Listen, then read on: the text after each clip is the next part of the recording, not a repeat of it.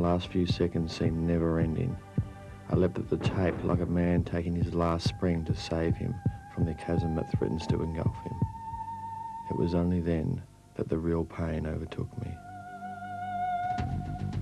You look into your opponent's eye. You search for fear, a nervous twitch, a bead of sweat, a sideways glance, vulnerability. Then, with minds racing, you collide. Two wills thrust together at a place where minds are put to the sword. For in this game, inches matter. Success here is a test of will, not just of strength. Today, live and exclusive on Sports AFL. As part of the Coca-Cola AFL 1997 Premiership season. The Round 9 clash between the Western Bulldogs and North Melbourne. With his hunger for the contest intense after last week's suspension, Chris Grant will be a man on a mission today. Glenn Archer is all courage, guts and blind determination. He gives everything he's got in the pursuit of victory. He's the general of this Bulldog army. Scott Wind is the man who gets the ball rolling. On his day, and there are a few of those, Corey McKernan is as unstoppable as a runaway train. He's a young man on the way up. Craig Ellis is emerging as a Bulldog superstar. They come faster, taller and quicker, but they come no more competitive than Anthony Stevens.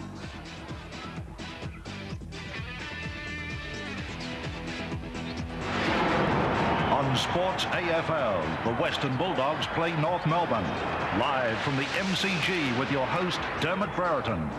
And good afternoon from the MCG, where today we have the Western Bulldogs currently in 4th position on the ladder with a win-loss ratio of 5-3, taking on the North Melbourne Football Club, currently in 7th position. As usual, we've got our expert commentators behind the goals at either end of the ground, and a good afternoon to Craig Kelly. Afternoon, Dermot, and the banner's just gone up for the Western Bulldogs. It is a magnificent day. I've got my hot chocolate here, but I won't need it, guys, because it is just going to be a lovely 25 degrees. The interesting thing, Dermy, the goalposts have actually moved, so they've moved around towards the members a little bit more, the MCC members, and we can look right down the ground now. It's fantastic, mate. Slight rotation on the goalpost there, Craig, and from your view, is any of the pockets now less shallow than the other side, or deeper, or anything to look for there? No, Dermy, I think they've moved the 50-metre line a little bit as well, so they both look similar. Perhaps the one furthest from your commentary position might be a little bit deeper, Dermot. Well, at the other end of the ground, as per usual, is the Melbourne captain and our expert commentator on, well, forward play, and you've got an interesting character somewhere behind you, Gary Lyon. Yes, good afternoon, Dermot. Look, the Western Bulldogs people are to be commended on they are really, I'm surrounded by a heap of kids, and there's a real carnival atmosphere here. There's clowns walking around, and no, they don't play for the Melbourne Footy Club, but they've got their balloons, and look, it's a terrific family atmosphere here, and obviously it's a ploy by the Western Bulldogs to bring families, and look, it's a multicultural crowd, I have to say that, and they're getting right behind their team, so all set for a fantastic day. Plenty of crowd coming in there. We've got them up on vision now, and Glenn Archer, my hero, and I'm sure there'll be a few in the blue and white today who'd be thinking along the lines of that. But it's a joint promotion today, apparently, between North Melbourne and the Western Bulldogs to try and get a bigger crowd in than would normally be expected. Guys, a little bit of a prediction on the crowd you would expect today. Gary, your thoughts first? Well, I would imagine if they can get 30,000, they'd be pretty excited about that. And there's quite a few coming in. Of course, the reserves playing at Punt Road Oval, so the majority of the crowd will be heading over after that game's finished, I would imagine. I agree with you, Gary. It's going to be about 30,000, but a lot more flow in the next half an hour or so. Thanks, guys. We look forward to hearing of you further in the day, and our man down on the ground who gets all the interviews nobody else seems to be able to get, Andrew Marr, good afternoon. G'day, Dermot. Thanks for throwing down to me. Just as the voice of the G kicks in, it's a weekly ritual now. You throw down to me when the big PA kicks in, and it's just fantastic. Bit of a cross breeze down here. The ground is... I've never seen the MCG looking so good. It is absolutely fantastic. It's not green paint. It is legitimately well grassed. And there's quite a difficult breeze blowing across the ground. Probably, if any, favouring any end, it's probably favouring the left of screen as you're looking at it. Well, stay put, mate, and we'll look forward to your comments throughout the day. We must welcome now to chair up here in the gods, so to speak, compared to the other guys at the end of the ground, the Chief Executive of the North Melbourne Football Club, Greg Miller. Good afternoon, Greg.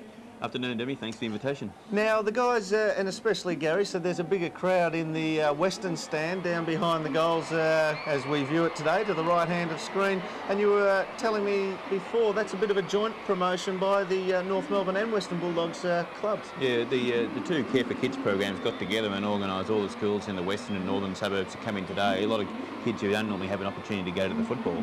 We've also got with us about 500 foster care kids from the Auschchild programs, and it's a joint venture to give those kids a chance to be at the footy. And Wayne Carey, I'll just throw the mood a little bit. It was on this ground some 8 or 9 weeks ago. He suffered that ill-fated shoulder injury. How far is Wayne's progress? How far off is he from playing senior footy again? Well, he's training now. He's doing his weights and he's running and everything else, but he'll be fairly careful in his approach, and I don't think he'll play till after the state game, do we? So we're looking, what, another 3 to 4 weeks. How much weight has he lost? Because he really has fined down, hasn't he? Yeah, he has lost a few kilos, but that'll certainly come back with a bit of weight training. You'd expect him to... actually, you wouldn't expect him to just go out and dominate first up, would you? Because, I mean, he's a human being like all of us, and he must be given time. So he will get a fair bit of pressure from the media if he doesn't perform first up, you know, to an exceptional standard, and that could be deemed a bit unfair. Well, that's one of the reasons he'll take that extra time to come back. He won't come back until he's fully ready and had plenty of match practice at training, and I wouldn't expect to see him until after the state game, which is probably 4 weeks away, when everyone thought he'd be back in the next week or two.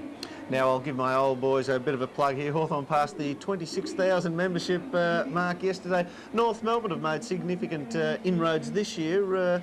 What are they currently standing at in terms of membership? Well, it's pretty close to 19,000. We've increased by about 5,000 from last year, which has been a good steady increase. We've come from 3,000 or 4,000 only about 5 years ago. So, no, it's good, and our biggest task now is to make sure we keep those people for the next 10 years. 19,000 members. How many did you have last year? Just on 14,000, do we? So we've found a few more. And just quickly running back to the era, so it's not that long ago when you almost were, merged, you were almost bought out by Carlton in a takeover bid also. Things have progressed pretty well for North Melbourne to get 19,000 members, which if you had 19,000, say, 2 years ago, you would have been one of the most membership-dominant clubs in the league. Yeah, the whole theory behind membership's grown a lot from all clubs, there's no doubt about that, but we've worked hard at it. I guess it's been a rocky history, but the last few years we've settled down on the field. We've been up in the top 3 or 4 each year, and I guess that sort of permutates back onto people wanting to jump on board and join us. Well, Greg, we'll take a look at some of the scores from other matches played this weekend so far. We see from Football Park on Friday night, Port Adelaide 10-18, 78 defeated Melbourne. Gary, an unhappy scoreline there, 3-9-27. Yes, it was, as we said, an ugly game and an ugly result. And from Optus Oval yesterday, Carlton defeated Fremantle 16-9, 105 to Fremantle 14-4, 88. Yesterday out at Waverley, the Hawks almost pinched one they never had a right to. Adelaide 14-18, 102, defeated a pretty spirited Hawthorn team, 13-10, 88. And last night, the big game at, the SCG, Sydney, 16-15, 111, kicking 15 goals after quarter time to 6 of Collingwood's goals after quarter time, 11-8, 74. Highlights from that game, here we go. Kicks the ball to centre wing. Bayes turned his man inside out, gets a second go. Chapman's got a chance. Give it to Bayes, he's a good kick. The general manager or the chief executive at football manager? Football and recruiting officer, yeah, long time ago. Mark Bayes, he's been around the club for many, many years now, and would you expect him to go again next year? Depends what transpires between this year, now and the end of the year? Yeah, possibly. I see Mark's the only remaining player that I had anything to do with in the Swans days, and he's been at the club now, I'd say, about 14 years. He started as a 14-year-old and under 15, so if he keeps going, he's been magnificent for the club.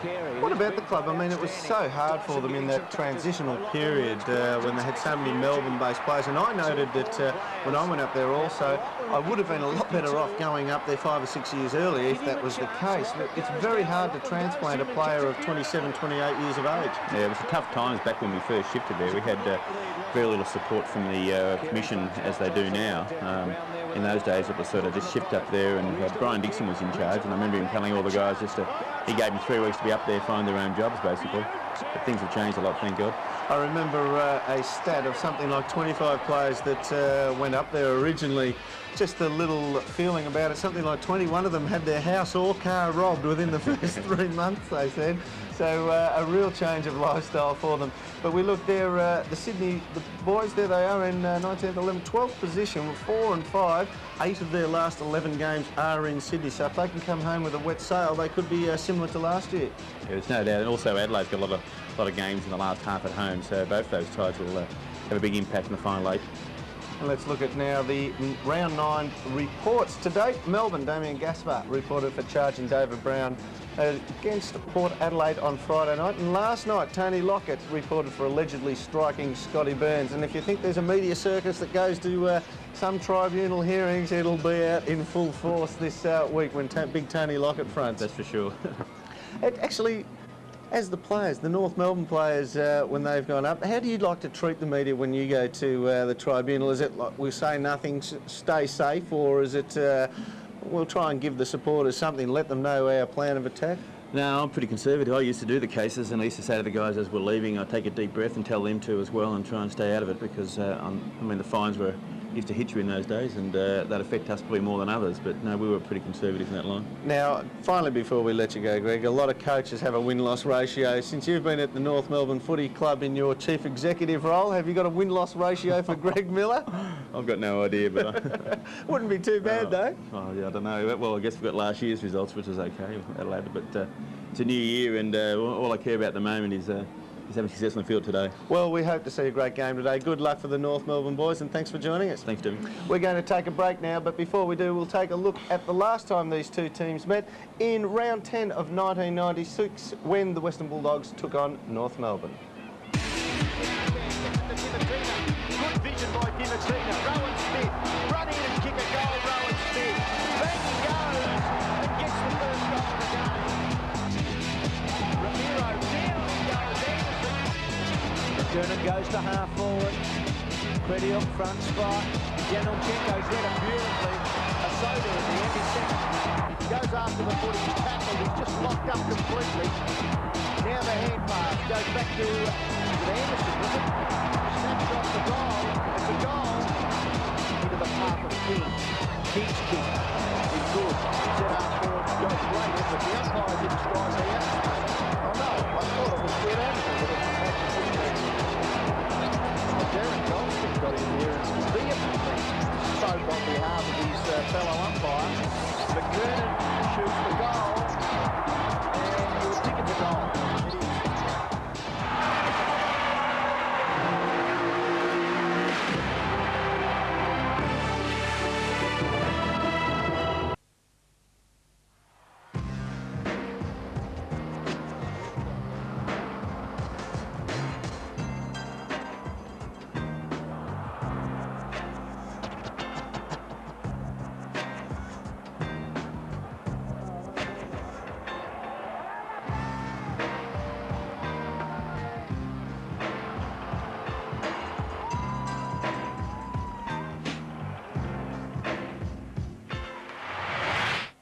And welcome back to the MCG. We're waiting the start of the Western Bulldogs versus North Melbourne clash, and time to welcome the best caller in the business, Drew Morfitt. Afternoon, Dermy. Great to be here. And another fine Sunday in Melbourne, and 2 Melbourne teams. Big crowd at the MCG, which has had a nice rest this weekend after a big weekend last week with Friday to Monday football. Well, there was no Saturday game, no Friday night game. No reserves on the deck. And there we see the senior Western Bulldog team come onto the ground. Victory is what happens when 10,000 hours of training meet with one moment of opportunity. I like it. Who did that get pulled from? Do we know what literary genius made that up, or is that straight from the Western Bulldogs camp? There'll be some president or something along the way. There's Scott Wine there, the skipper in the middle, and his battle with McKernan today should be one of the keys to the game. Absolutely. They welcome back, there's Paul Dimatina in the foreground. They welcome back 3 players from suspension, Grant, Montgomery and Dimatina, and it should make a huge difference to the Bulldogs, who last week lost to Collingwood by 46 points. Obviously, Dimatina coming back in with Grant. All the focus has been on them. But young Montgomery has been very, very good in his last few games that he has played. He was exceptional against the Western Bulldogs.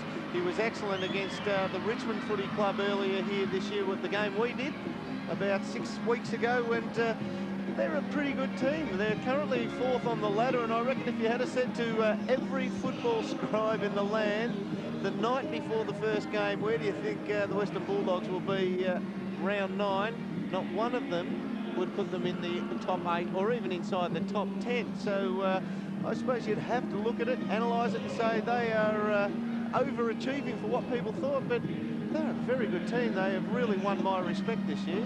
Yes, going great guns. There's Paul Dimatina and Chris Grant. He is the biggest inclusion of the day, and the couple of games he played prior to missing a game, 1 game through suspension, were absolutely sensational.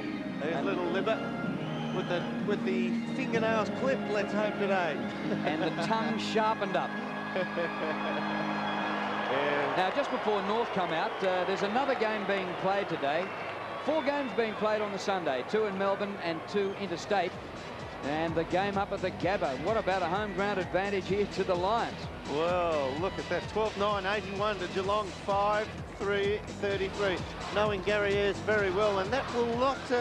that'll not go down too well with the big G Ayres, Conan the Barbarians. And speaking of Barbarians, there's a lot of North supporters here today who hope these boys will be playing like Gary Ayres of old.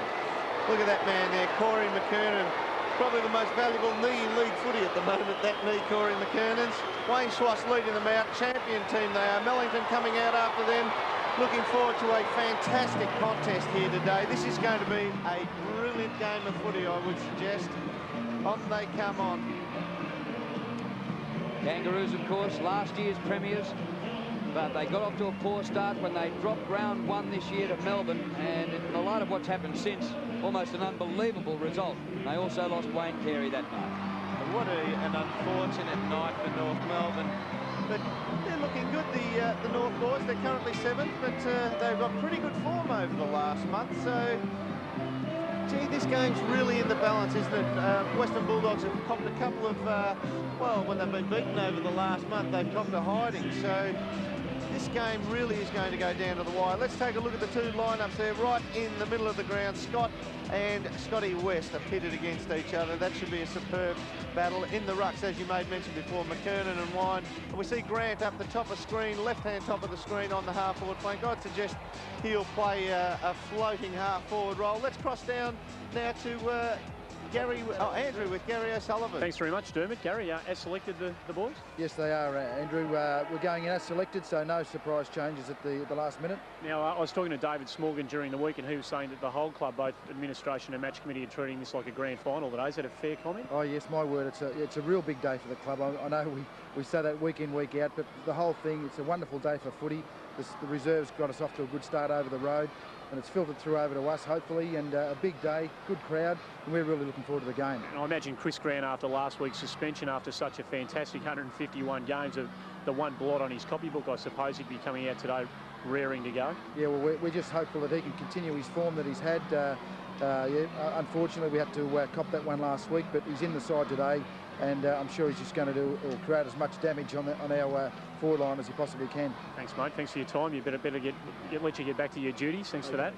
Gary, they're looking all right, the boys, as selected. It's one of the few times that we haven't had to contend with a couple of changes before the game. Yeah, that's right, Andrew. It suggests that they're a pretty settled combination at the moment. I think they are doing no doubts about what they want to get out of this game today, certainly. And just having a look at them down here getting warmed up in front of me, they are a very organised outfit. I reckon they complement each other pretty well all over the ground. And you know, you look here at some of the personnel details, and not much in the weight department, slightly heavier the Bulldogs.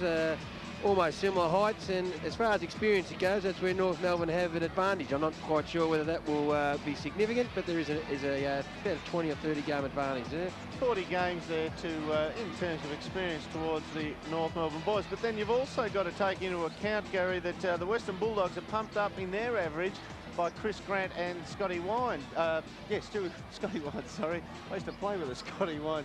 So, I mean, those two boys pump up that average to 70-odd games, unbelievably. Kersner on screen there. So the average, taking those two boys out, is down around 40 games per player. We've still got Andrew down on the ground, and this time he's wandered to the other end, and he's got North Melbourne ex-champion Mark Dawson. Done a tough 50 metres, Dermot. Mark has selected the boys? Yes, has selected. Were there any doubts or queries on any of the guys coming into the game this week? We made up our mind pretty early last week that there'd be no change to the side.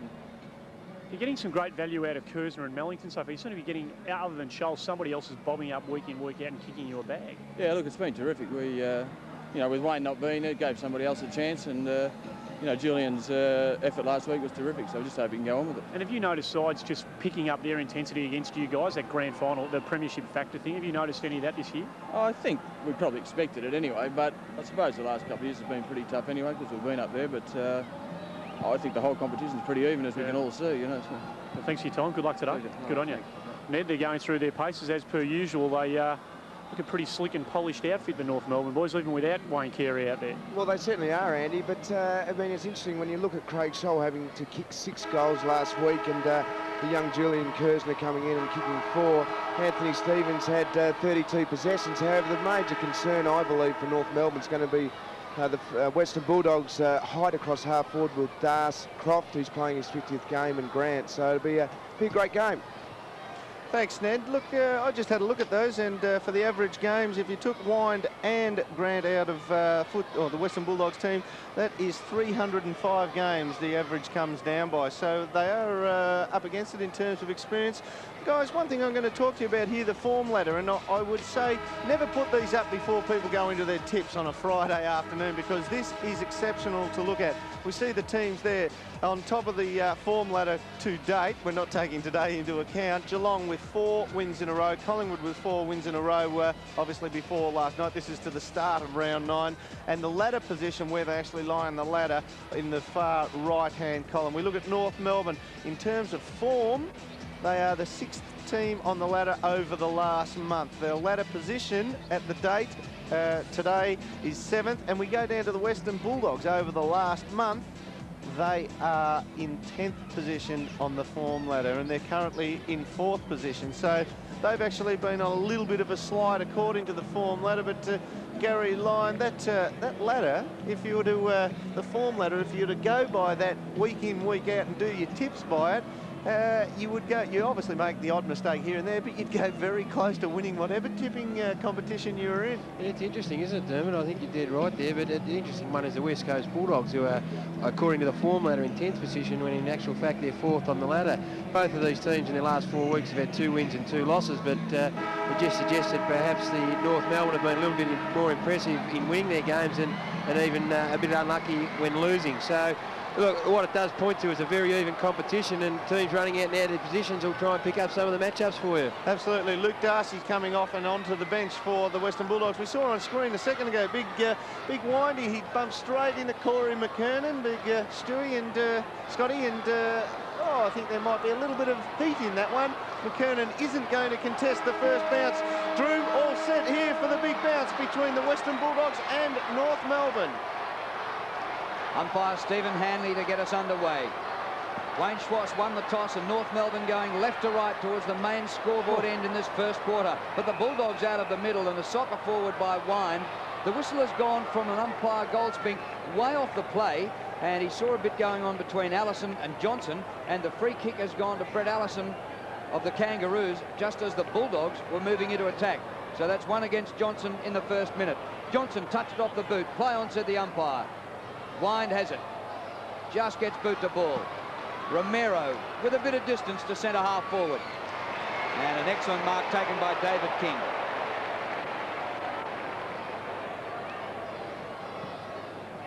King up short of half forward. McKernan at the back. Terrific mark. He just worked Ellis underneath that ball so well. On the lead is Scholl. Couldn't take the mark. Actually, his teammate might have upset him then. Comes back to the centre of the ground for the Bulldogs. Whoa, Rock, bowled over by Grant. In between a rock and a hard place was Grant. Scott loses the ball in a great tackle. That was Dimatina. West. Here's Mark West. An inclusion in the side this week. And diving low to the ground is Danny Southern on the forward line. Playing on John Longmire. Longmire, a former forward, Southern, a former defender. And they've swapped roles. The punch comes to the front to Allison. What a great kick. Mellington. He won't get around Smith. Shoal on the lead. Good mark. Yeah, terrific work there. Look, what happened is Mellington started up the ground. Rowan Smith initially lined up on John Blakey, and Mellington got in behind him and found a bit of space. Kersner's found himself up against Sir. Shoal's got Dent, which is interesting. You'd probably think that Southern may have played down there. And McKernan started centre-half forward up against Craig Ellis. Difficult kick from this pocket for Shoal. As Ned mentioned, the goals have been moved around, so let's watch with interest. 51 metres out, and he's got the distance for a goal. That is a great kick. I mean, he's a very skillful player, Craig Shoal. We always knew him as a running, attacking half-back in his early days, but seems to have made the transition to forward pretty smoothly, and for his opportunities, he does tend to make the most of them. So it's a fantastic start, but there's a bit of heat in this match.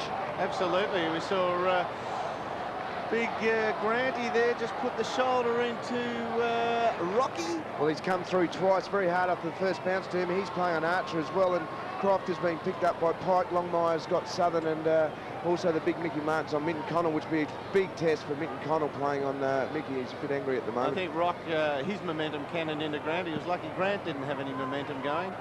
Bounce by umpire Allen. Good. Line taps down. Here's Mark West. Kicked by West to full forward. Minton Connell climbs over Martin but can't mark. Hudson. That's close. Southern in the pocket.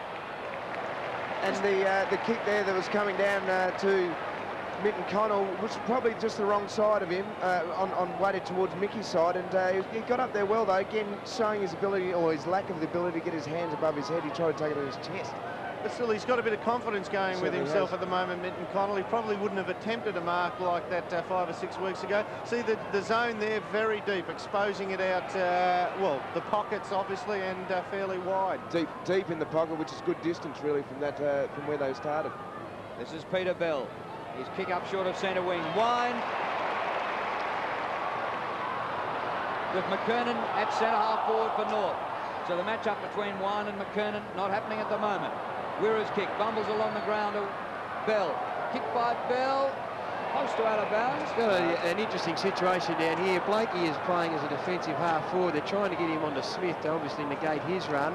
But Smith's going with Mellington, which it's a battle of wills there to see who wins out on that one. There's a very tight pack just on the right of screen, isn't it? Tagger on Tagger on Tagger. It's a similar situation with Schwass and West and Scott and Libber as well as involved in that one. So Blakey won the head out for the Kangaroos. West has it. Hand pass missed the target, and they just barrel in over the top of each other and force a ball up, which has really come into the game this year, Tommy. Just one after the other. Absolutely. Less free kicks being paid this year, but Mark West, the dark-skinned boy playing for the Western Bulldogs, I've seen him in the reserves of late. He can play, and if there's tags running around everywhere on other people, the heat will be taken off him, and he could become an influential player. Yeah, good point, Dermot. Kicked by Scott inside the 50. Ellis clears the area. Johnson for the Bulldogs. It comes to the back. And on his own is Allison. Open goal for Brett Allison. 40 metres out. He just missed the Drew off to the near side. Well, what a great point Dermot made there. With all these tags going on, blokes wanting to go with blokes, there are players who are going to find themselves with an enormous amount of space. And if the player with the football can find that loose player, it will set them up magnificently. So they've got to be very disciplined in their tagging. Libert looks like he's tagging Stevens as well. So, like I said, I hope his fingernails are clipped today. He's trying to, and Steve, I think, is trying to go with might be Johnson. So it's another one of those situations. Oh, that's a beautiful kick. Just to actually weight it over the head of Kersner there, that's centimetre perfect. A lot of people can kick the ball long and hard and spear it, but to weight the ball is a great attribute. So Ellis clears to centre wing. Croft in game 50. That's a catch. Oh, play on rules umpire Allen. Looked like a mark to Croft. Yeah, umpire's under much pressure today either. Oh, yeah.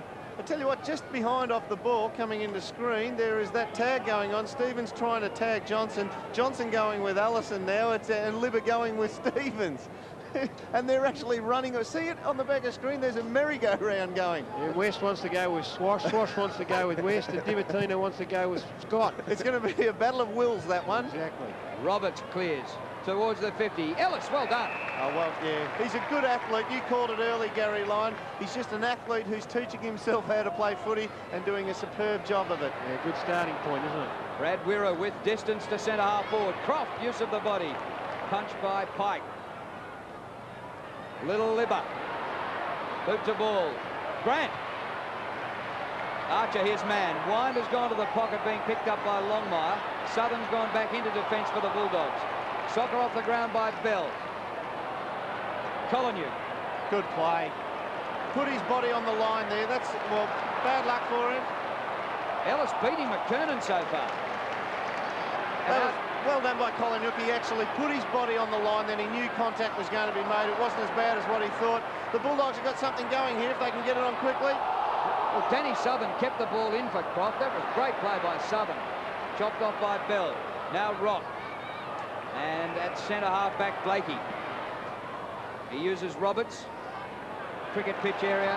And Johnson steams up the ground to take the mark. He was actually standing next to Allison when the ball was in flight there, but just his foot pace to get to the fall of the ball beat Allison then, and Allison's no slouch either. Hudson's on, out very wide.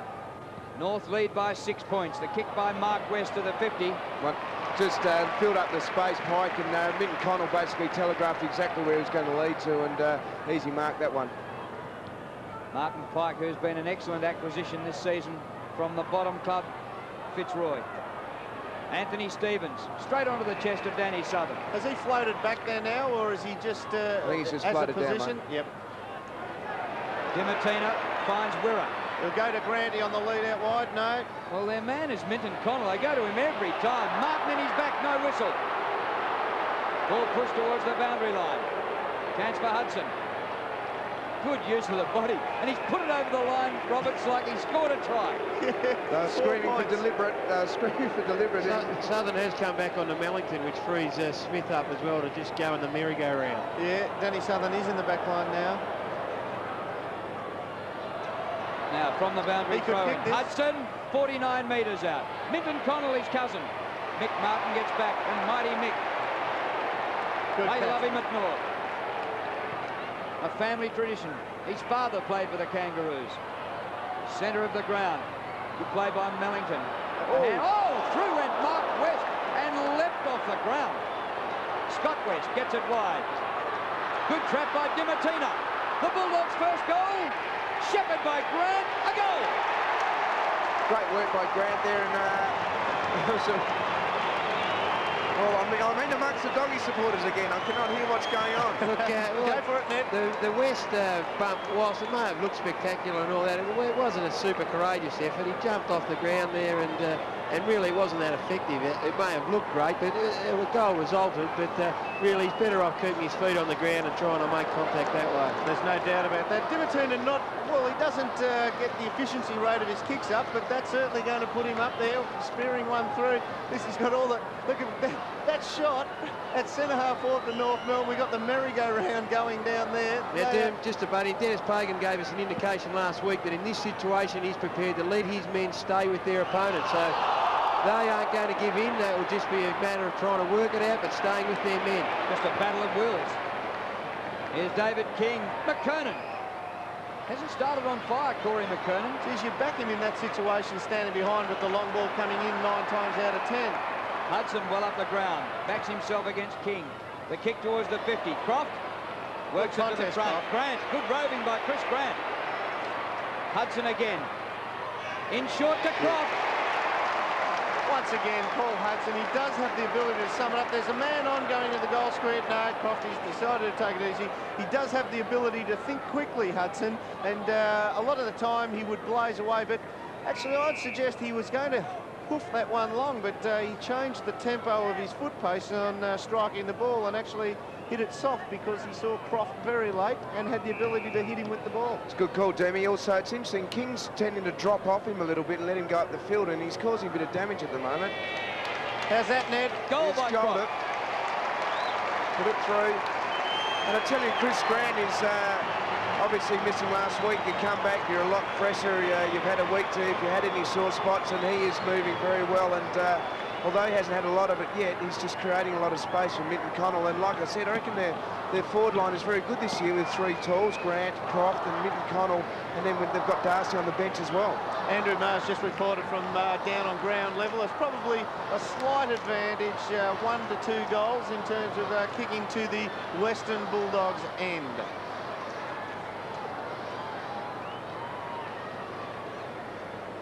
Back in the middle, Brett Allen bounces. Wind with a big run at them. Roberts in ruck against him. Chris Grant, well played. That Longmire's loose down here, Gary. Who's loose? Free kick to Grant back in the centre of the ground. We haven't got an obvious He's loose. got Libber on. He's got Libber on out wide. We're going to go to him. And the kick in the direction of Tony Liberatore. 65 metres out from goal. And a chip to Dimatina, no. Good running by Paul Dimatina. Kick in short. They've got to chip it because Longmire's loose and he's just too tall for some of these other guys here. So Rowan Smith probably prefer it on the run. They can't go long. It'll just Longmire's all by himself. Now Wine's got down, makes a bit of difference. So Granty's actually standing right on the 50-metre line. Archer standing 2 metres goal side of him. Kick by Rowan Smith, 15 metres short. Minton Connell! Oh. Set play there. Absolutely. Set play. Well, you've called it. I was about to say, this is a set play that Carlton do very well. We saw last week when they all push up the ground and leave the top of the square open. And all that's happened here is they've had a set play. Scotty Wind, you'll see in the replay, actually sort of held his men back, so there's a bit of space to run into. And I think that's why Mickey's a bit angry. He's sort of saying, he shepherded me. The way that all the players ran into Rowan Smith, it was a dead set play, something they obviously worked on. It's great when one of these come off.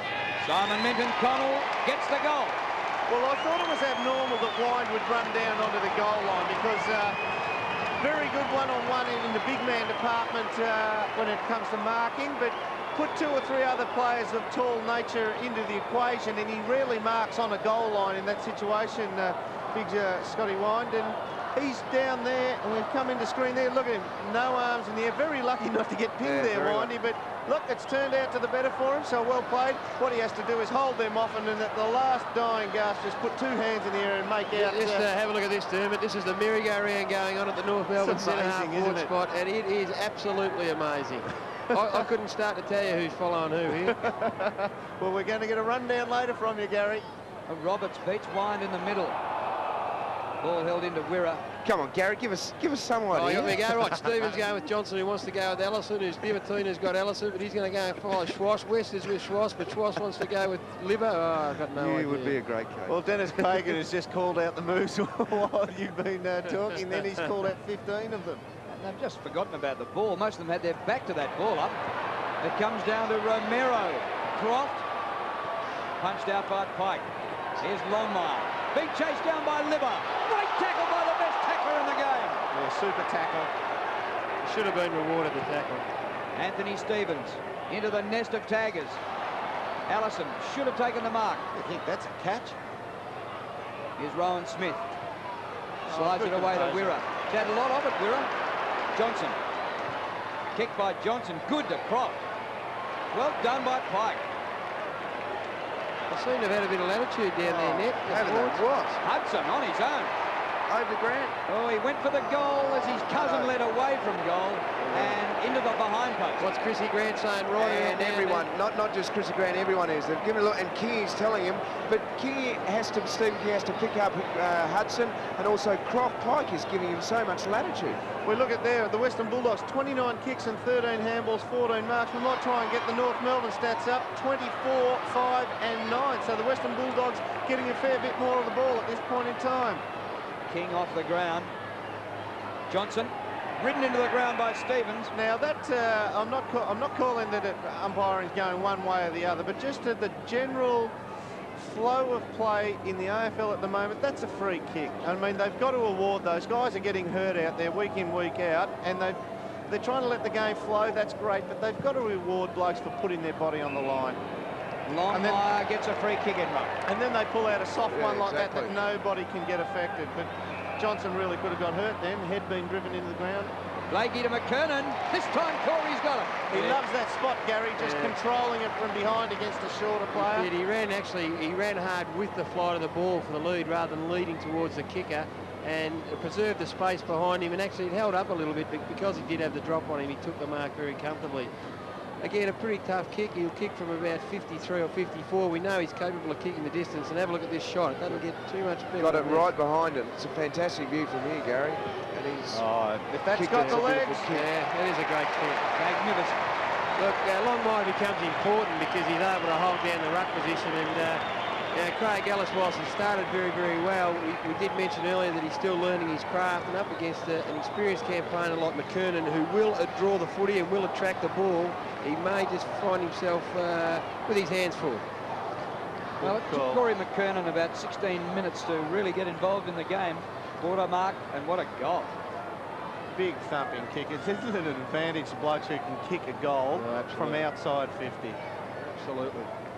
Well, North kicked the first goal, and then the Bulldogs kicked the next three before McKernan's reply.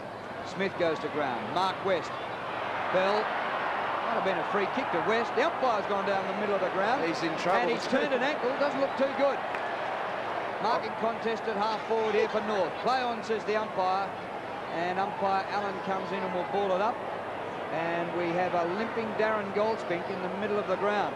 He's been shot. Oh, somebody slingshotted him from the... Oh, you can't wish him ill. He's reported me a few times, but let's hope all the best for him. Now that's a free kick against McKernan to Ellis. Oh, that wasn't intended for Wirra. It's going to work out all right because there wasn't much space on the other side of the ground. Scott West is there. It's palmed down to Longmire. He loses it. Sir pulled off his kick. Goes in and regains it. Well done, Sadat. I tell you what, Sadat is one of those blokes who, almost through misfortune, has developed a league career now. He hasn't played a great deal of games with the club. I think this is his 21st game. But just through misfortune of injuries down back and a few players being swapped around, he's developed into a pretty good fullback over the last month. Blakey played them on his own there. Near the boundary line, Liberatore. It's interesting, just at the moment, of North Melbourne's 32 clear possessions, they've had 26 kicks and 6 handballs, which maybe suggests that it's pretty hot and there's a lot of pressure, it's pretty congested, and they're just whacking it on the boot initially anyway. Now, North Melbourne are dropping Roberts loose into the back line, so the Western Bulldogs have got one loose, but I'd suggest he's a loose man running on the ball. Kersner. Oh, is that Kersner? Mellington. Strong mark there. Yeah, he got the jump on Danny Southern. It was one of those tumbling kicks, Dermot, I've heard you talk about them, that spin end over end. They do drop pretty quickly, and he had the front position. I guess in that situation, Danny Southern should perhaps just take the punt on playing a yard in front, because all the space then is behind him, and he's going to be pretty stiff if he gets done behind him. So strong mark to Mellington, and if he gets this, they're in front, or they're level terms. Mellington. Good shot, this one, isn't it? He's kicked 12 in 5 games. Right through the middle. And there's another one. Well, Gary, talking about the condition of the game being a little bit hot, might be to do with some of the tackling. North Melbourne had 11 to the Western Bulldogs 3, so it's a bit surprising because up until to date, that's been the Western Bulldogs' forte. Yeah, you wouldn't say that the physical side of it, though, has let the Western Bulldogs down, though. I guess that may be just a reflection on who's got the footy in the early part. Who's first at it. Yeah. Well, what you do rely on in this situation with these unusual circumstances is the ability of the players themselves to be composed and to work out these different situations without having the coach have the runner out to every couple of minutes. Bounce in the middle, wind down to West. That's great ruck work then. He just missed hitting him on the chest with that, but he knew where West was then. Here's Blakey. Round the corner, Anthony Stevens. Great tackle by Libber again. Scott. Chandler. He's met solidly, and Chandler's hurt. Gets it up to Scholl. Centering kick. Mellington again. Look, just fantastic work by Johnny Longmire then. They had the 2-on-1, Longmire and Mellington against Danny Southern, and really, Longmire just did a fantastic job. Stood his ground, you see here, just protected the back of Mellington there, kept Southern off the ball, and if he kicks this, young Mellington should give Johnny Longmire 4 of the 6 points. It's interesting what you're saying about that merry-go-round, though, Gary, is that it's very important when you've got players, young players, to have a senior player in that position who really can start telling them what to do. Yeah, I've been watching it. There's been a lot of communication going on out there, so I guess they'll sort it out as the day wears on. Here's Anthony Mellington for his second in a row. He's got it. We saw it just to the right of the man on the mark. There was that group of 5, 6, 7 players, and it's just a battle of wills, isn't it? Obviously, you go to training that many times, and the coach teaches you how to tag or the likes. As we watch the replay coming through here, we'll actually just watch it just to go to the side at the minute and watch Johnny Longmire there. Ends up putting the arms up, so it's like a legitimate marking attempt there. But you just say to him, the coach often says, I don't want to see daylight between you and your opponent, and they're literally going with that philosophy. Well, the goals coming in groups. Bulldogs kicked 3 in a row. Now North have kicked 3 in a row. Ramiro's kick across the ground to Scotty West. Out to Wine, inside the 50 for Hudson, who actually worked to the back. He did too. Good crunch of bodies there. Roberts. Good tackle. He did well to get the hand pass to King. Yeah, good vision. David King loves going for a gallop. His kick towards the attacking 50. Mellington in the chop again. Front of the pack, Wirra. Now that run right there by King, McKernan got into the spot by the first bounce. And you saw that contest there once this ball spills over the boundary. That contest there, King's second and third bounce there ran too long. And McKernan had to camp underneath it. And look, he's in a bit of trouble now behind play there. He did it last week too when he ran. He loves to run with it, but if you bounce too many times, you just cause too many movements, you don't know where to go. The ground's only so big in the forward zone. There's only so many areas you can run to. That's a good centering kick there. Yeah, look, North Melbourne are very, very disciplined about getting the ball. There would appear to be a zone. I would imagine that it breaks out from the goal square of about 20 metres in width, and that's where every single ball, when it comes down in front of you guys in commentary there, is directed back into that zone. The crummers know they have to work there. The forwards know that's where the ball's going. It just helps to be a more organised side. I don't reckon it's happened as much, though, since Carey's been out. Yeah, possibly not, but today it certainly has, Netta. Yep. Oh, Wine brilliantly to Romero. Kick by Romero towards centre wing. Grant and Archer should be one of the contests of the day. They both go to ground. Archer first to recover. Well done, son. To Bell. And the ball out at centre wing. The initial contest there, though, from their centre-half forward post to the absolute first touch of the ball, Grant did Archer for pace then, so well done to Arch to just claw at him and not let him get too far ahead. Wind is killing them in the ruck. Liberatore. One out is Minton Connell with Martin. Oh, good early leap, but couldn't take the mark. Here's Pike in the back pocket.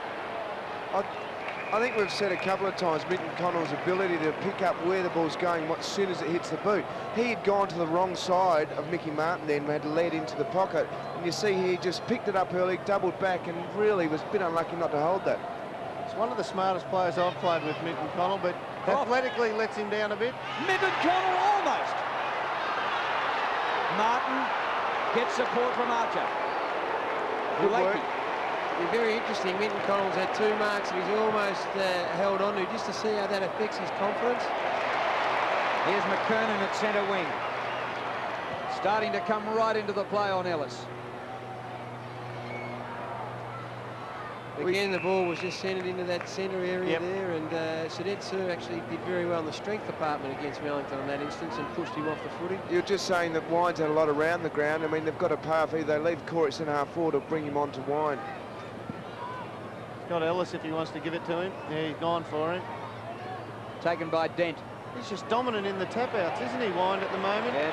You see that situation, no real definitive, clear possession, but the ball has transferred, what, 60, 70 metres to the advantage of the Western Bulldogs by that clear tap-out. And that's still an advantage in this game of football to have a player like Wine winning. He's winning 8-3 in the tap-out so far.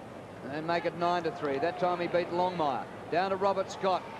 Good mark by Danny Southern. They've got to go to Romero up the guts. We've got Dimatina over the back as well, so... Either or. Dimatina. He's got Jose with him. Kick by Romero, wide, very wide for Grant or Hudson. Grant peels off. Archer flew at him. It spills to Hudson. Back to Grant. Great combination between the two. The kick by Grant in low. Martin front position.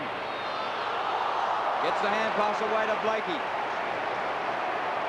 Seen the tackle there Simon laid on Martin. He just couldn't quite hang on to him through that and restrict the handball, even though Martin was on his knees. Pikes kick to half forward. Scott West underneath. Fantastic game. Watching from behind the goals, the switch of play then, Gary, was terrific, wasn't it? Watching all the space and the midfielders having a... This is why the midfielders, and they just push so hard across to the other side. And they break hard. They break extra hard. That's why they have to be so fit these days. Two very fit teams here today as well. Wind another win. Late in the first quarter, North lead by 6 points. West back to Ellis. Croft. Oh, good capture by Pike. Got him with everything he had. To Stevens. Kick smothered. Just take your hat off to a bloke who does that. Who's been in the contest and then makes the smother. Well Kick done. by Dimartina. Looking into the sun there. Punch down by Chandler.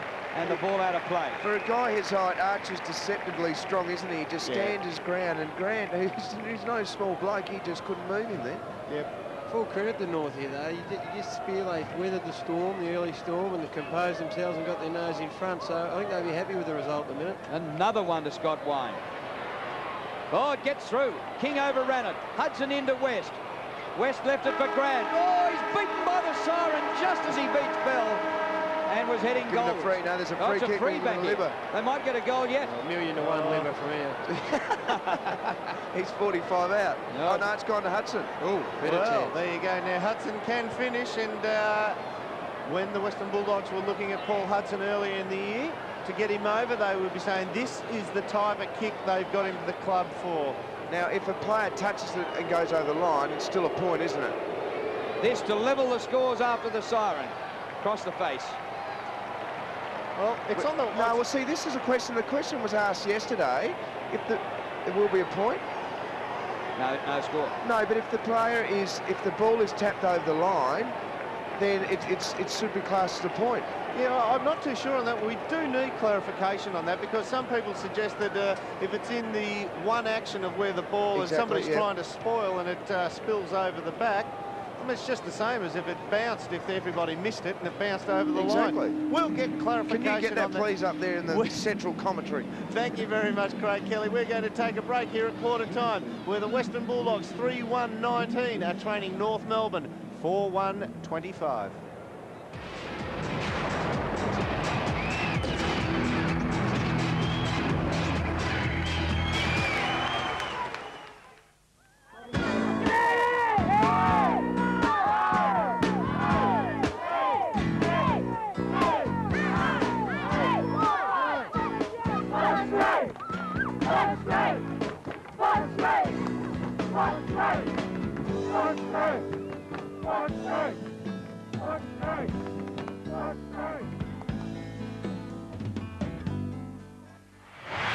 And welcome back to the MCG. And the Western Bulldogs giving their fans plenty to cheer about today. They're only a goal behind at the moment, but don't worry about that. The scores are 4-1-25 North Melbourne, and the Western Bulldogs 3-1-19. It is anybody's game. Let's have a look at some of the leading possession getters at quarter time. North Melbourne's John Blakey leads for his club on 6, a total of 6, and 67% efficiency. So he's putting in a pretty good performance. Bell 5 possessions, and we cross over to the Western Bulldogs. Paul Hudson being pretty elusive on the half-forward line, along with Croft. 71% down to 57. Crofty didn't quite find the mark as much, and Brad Wirra, 7 possessions, also 71% as well. Interesting that Wayne Schwass, acting captain today and twice best and fairest, had just 1 handball in the first quarter. Yeah, let's have a look at this grab by Minton Connell, the set play, and Scotty West holding his man out. Never did he put an arm up in the air to make, well, even simulate that he was going to attempt a mark. Just a pure shepherding effort there of 3 players. Watch him. Look at the gap he's given Minton Connell there. Look at his arms. Scotty Wine, mate. Yeah, sorry, what did I say? He's a little bit smaller, Scotty West. I say West, did I? Three of them out, so it's a fair effort. Fair effort. Even if just at the last dying gasp he throws an arm in the air and pretends to mark, it's not a free kick. But look at this physical stuff going on just off the ball here. This has been going all the first quarter. Look at some of the stuff, the highlights of the first half. Look at that. Good hip and shoulder there by Granty. I think Rocky was lucky Grant didn't have much of a run up there. Longmire's down forward now, and Southern's picked him up. Well, it's a pretty good game. I am in absolute raptures. This is a big contest. Start of the second quarter. Let's go, Drew. And look at that foursome on centre wing. You could throw a handkerchief over the four of them. Here's Grant going after it pretty hard. Tried to soccer forward, missed it. Through Mark West it goes. Well done, Peter Bell. Back towards the centre circle. Big punch by Dent. Grant came hard from the back. Ball spills out. Soccer by Romero. That was his original sport. Chilean. Chris Grant. 65 metres out. Minton Connell. It's a good kick, that one. He should have held on to that, Simon. Yeah, good effort by Mickey. He just threw his whole body at him, his momentum as much as anything, caused the spill, and they're away here. Pike's kick sits out in front of Scott. Sir goes to the boundary line. It was a bad kick by Scott there, sort of floated end over end, and he got the break there, and again we saw the hard work, or perhaps in that case he might have been just hanging out the back waiting for that switch and play. Ned, keep an eye on to that Sir today, because I reckon he's actually made a bit of a progression as a league footballer. I think he's stepped up quite well. Now this time we get McKernan in against Wine, and it comes down to Ellis for the Dogs. Chopped off by Chandler. Kick by Chandler. Plenty of height. Mellington. Southern. Ellis. Up to centre wing. Oh, good Johnson, clever. Jose couldn't take it. Oh, he just gets rocked by the shorts. Chandler put his body on the line. Blakey. Anthony Stevens. Southern camped underneath it. Boy, turned into trouble. Mark West helps out. See, the Bulldogs' physical contest is fantastic, isn't it? Dent's hand pass blocked by Longmire. Mark West again. It's great work by Johnny Longmire, then double back. He just kept his feet, and any young kid watching that, just keep your feet all the time. You're still in the contest, not like old Neto who used to slip over a lot. What happens when everyone's having a dip? Those players that aren't inclined to be physical then feel obliged to do it, and it spreads right through the team. That seems to be the thing here, I think. Yeah, termed as infectious, Gary. Exactly right, yeah. Blakey. Chance for North. It comes off hands, though, taken by Ellis. He's been great. Yeah, he has. Great switch of play down the middle. Dent to West, and streaming past is Rowan Smith. This is what he loves. The kick by Smith. Past Grant it goes. Minton Connell. Grant follows up. Terrific work. Fantastic by Took kick. the punt, King, and left Hudson, and Hudson was sort of waiting back, hoping Grant could get to him, but as you can see, the turnover's costly. North on the rebound. Schwass the hand pass back. Anthony Stevens with penetration. Southern. Oh, it's Wine. Good mark. Yeah, I think he got first purchase on that one, Ned. Well switched. Out to Danny Southern on the back flank. Well, he'll hug the boundary line in this situation. He put off balance. That's good pressure by North Melbourne. Anthony Stevens for the Kangaroos. McKernan with the sit. Wine couldn't take the mark. It's been interesting now at stop play that then you saw North Melbourne when they switched the play, or when they had the turnover, King running up. The option again was the space was on the other side, and they did the handball back inside, which forced the ball to go back where all the players were, and all the space was on the other side, and vice versa, where the Doggies could have gone back the other way as well, switch of play like this. Well, McKernan won in ruck that time, but only to Rowan Smith. Now Romero. Romero and Rock, former teammates there. That'll be interesting. See how all the space, they've all pushed over the bad kick. Not a great kick by West. Croft with a chance on Pike. Pike overruns. Croft caught by Allison. Clever by Crofty there. He knew, he just had the sense that little Libber was on his left there, and he just gave the tiny little give without seeing his teammate. Scotty Wine coming off there. He used to, having a break. Interesting, that. Well, Darcy's been very, very good in this type of relieving role. We also got Rock coming off for North Melbourne and Freeborn coming on. So Darcy running straight into the thick of it. He'll come in from the other side of the ground. Oh, Grant! Taken by Roberts. Actually, it was Kersner came off for Freeborn. I didn't realise Kersner was on in the first place. Yeah, I actually made a mistake there.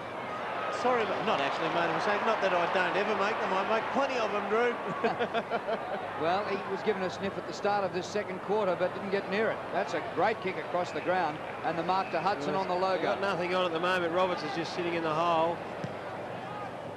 Grant, not bad in a one-out contest. This time he can't take the mark. Scott, Anthony Stevens, good off the left foot. Freeborn, forward of the wing. Well done, Smith. It's an interesting one, just going back to the kick towards Grant. Roberts was the free man, and as such, he'd hoped that he would be helping out Archer. He just went to the wrong place. He went inside the forward pocket. The ball came to the centre, and they got the one-on-one that they were hoping for. Unfortunately, Grant couldn't hang on. Well, Wellington over the back.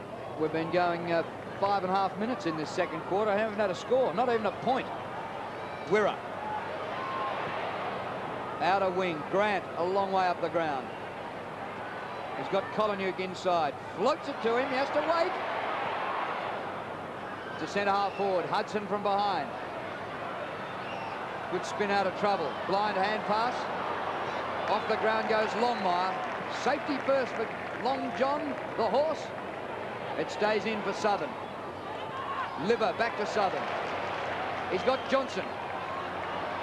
He's quick enough on his knees, even, Johnson. Good point.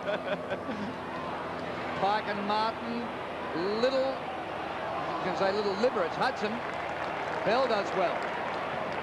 To King. Good hit. Good lead, good kick. Corey McKernan in to Allison. Allison's kick. Shoal. He's quick, Ned. He's got quick foot speed. It was also the ability of him to know what his teammates' kicking ability. Dent's gone to the left-hand side because that's where the space was. You'll see as they're coming through here. Knowing that Allison's a left footer, he can kick it to that side. He doubled back and came back inside, and Dent just got caught out of position. Craig Scholl for his second.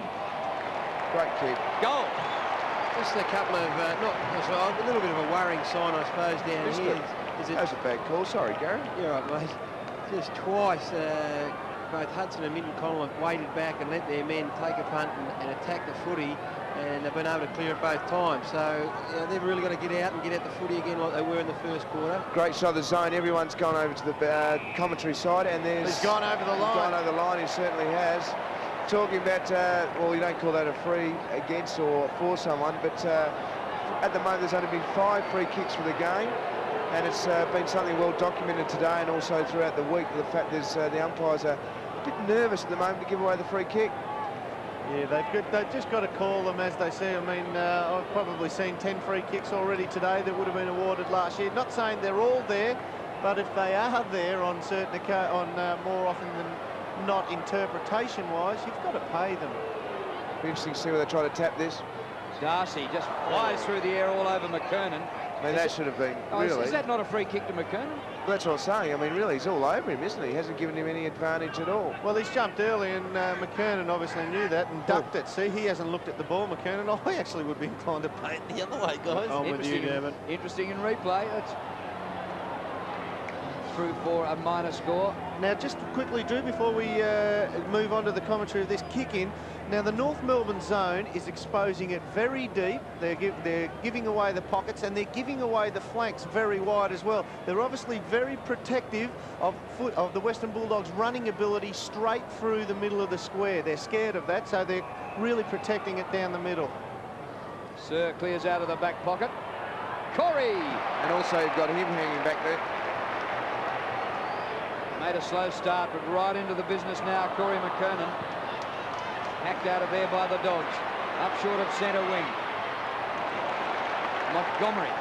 Jeremy, on that kick in, I mean, it's a good point because once it's gone to one side, a guy like Corey who, if they kick it, leave the like the centre half forward area or the centre half back area open, he doesn't know what side they're going to go to. Once they've gone to one side, he can get over to that right side. Nigel Kellett getting set for the Western Bulldogs to come on. Darcy, great hit out. Dimartina did well. He's got back up. Mark West. That's a good kick. Grant with a 8-metre break on his opponent. He's got Dimartina over the top. Oh, Dimartina's run his legs off today. Well done. Actually, he's probably been the player that has benefited most from or what we'll term the merry-go-round for the rest of the day. He's the one who's been able to peel off whilst other blokes have been worried about everyone else. Not too many have been worrying about Dimmer, and He's been able to run hard, as you called, Drew. He has worked very hard, but been able to find a fair bit of space for himself. Meanwhile, Mark West has been taken from the ground and Nigel Caledon for the Western Bulldogs. Dimatina for his second. What a season he's had. He's got it home. He has got it home. That's a good result for a player that's been playing on ball, 2 goals before half-time, and really, whoever may be, he hasn't got a player allocated just at the moment, because he knows who his man is. His man thinks he's got someone else, so who's got Dimmer? That's the problem they're faced with at the minute. Also, Gary, the situation where North Melbourne have been dropping a man into the back, into their own defensive zone. Now, I can't see one at the corresponding other end for the Western Bulldogs. So once the ball's bounced, I reckon the Western Bulldogs corresponding loose man is running a 5th or 6th man on the ball. Yeah, quite possibly too. Longmire in ruck against Darcy. Jose gets it out. Croft contests with Pike. Down goes Johnson. Croft again. Liberatore. Good kick by Liber. Goal. Goal to Liber. And the Bulldogs have hit the front. Good heavy work in the square to ensure that that ball went through, but again, just a work ethic at the base of the pack there. Croft contested with Pike. The ball come to the front. The little fellas work hard in there. One possession. Wasn't pretty, but look at the result here. As you can see on the picture here, all the Bulldog boys at the front of the pack. Johnson worked hard. Kellett probably went to ground too early. Croft's second effort. And here's a terrific result for Liber from just on 50. So must be a hurricane out there. You see the little give there, though. North Melbourne aren't... well, they aren't using the ball very well by hand. 20 handballs for the game to date. And sorry, the Western Jeremy, Bulldogs 41. Yep, go on. see Johnson. He's running around the square. He's running. He's gone the full lap of the square now back into the Footscray, the Western Bulldogs forward line. Yeah, which we're able to pick up on camera. And Blakey wins out of the middle. Scott West back to Wirra. Kick by Wirra. Flips to the back to Kellett. Nigel Kellett. Grant's marked. Andrew Marr down on the boundary. You got something to tell us? Yeah, really interesting, Dermot. Tommy Burton, the Footscray, the Western Bulldogs runner, has just been out on the ground. Direct instruction to Simon Minton-Connell to push forward up the ground and wide. They dropped Brett Montgomery into the square at full forward, and it looks like they've told Chris Grant to play centre-half forward much the way McKernan does, and instant results. Chris Grant's dropped back, taken the mark, and looks like he's going to kick a goal. So Terry Wallace, bit of a masterstroke there. Well, one-on-one, Mickey Martin's going to push Simon around a fair bit on the body-on-body contest because Simon doesn't lead very hard. So, yeah, Montgomery better on Chandler as they nail another one. Yeah, just a fantastic mark too. I'm sure we'll get another look at it.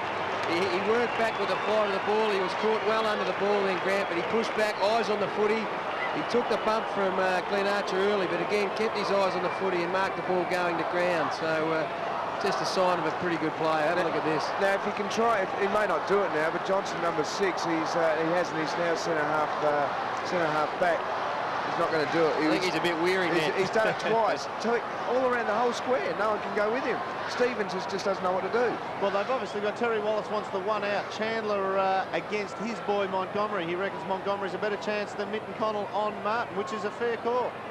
Well, the goals continue to come in groups. The Bulldogs 3 goals this quarter to North, 2 points. Hudson's hand pass wide to Scott West. His kick, a lot of height, not much distance. Liberatore.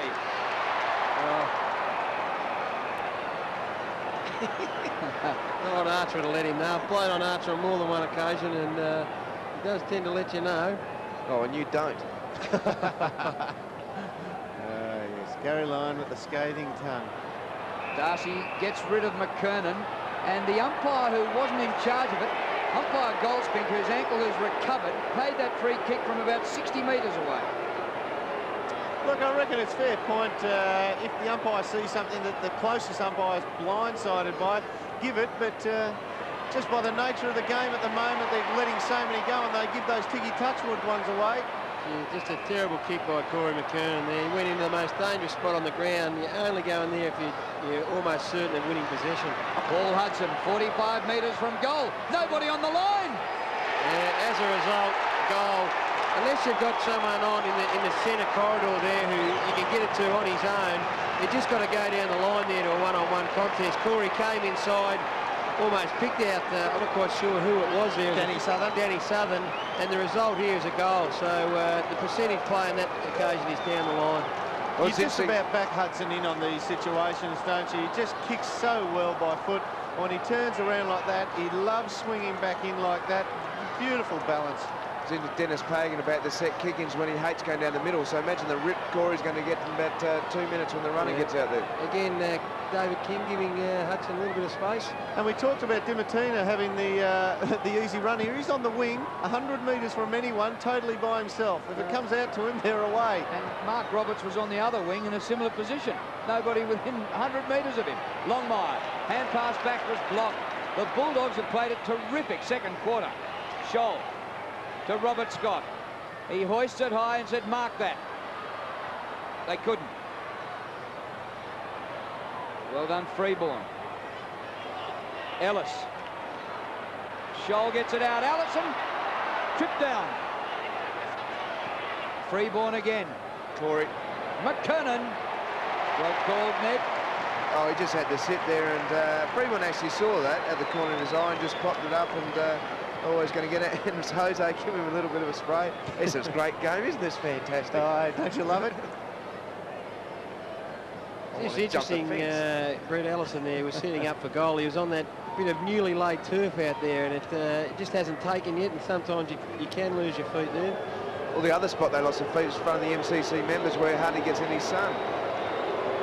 Rory McKernan for North's first goal in this quarter. It's home. Some fascinating setups today, isn't there? I mean, I'm looking at Brad Johnson going to Stevenson, and now he's back. It's one of the great things, and we spoke about it, there's another great shot of the Corey McKernan kicking the goal, but the modern footballer knowing who he's on, but keeping the composure, as we've said so many times during this commentary. I thought when the ball actually made its way to Freeborn, he's pretty good at those kind of snap goals. And so I saw him kick a couple in the grand final last year, and I thought he might have had a go there, but you called it correctly. He actually spotted Corey and put it to his advantage in the centre. Kings down forward now. About to be made.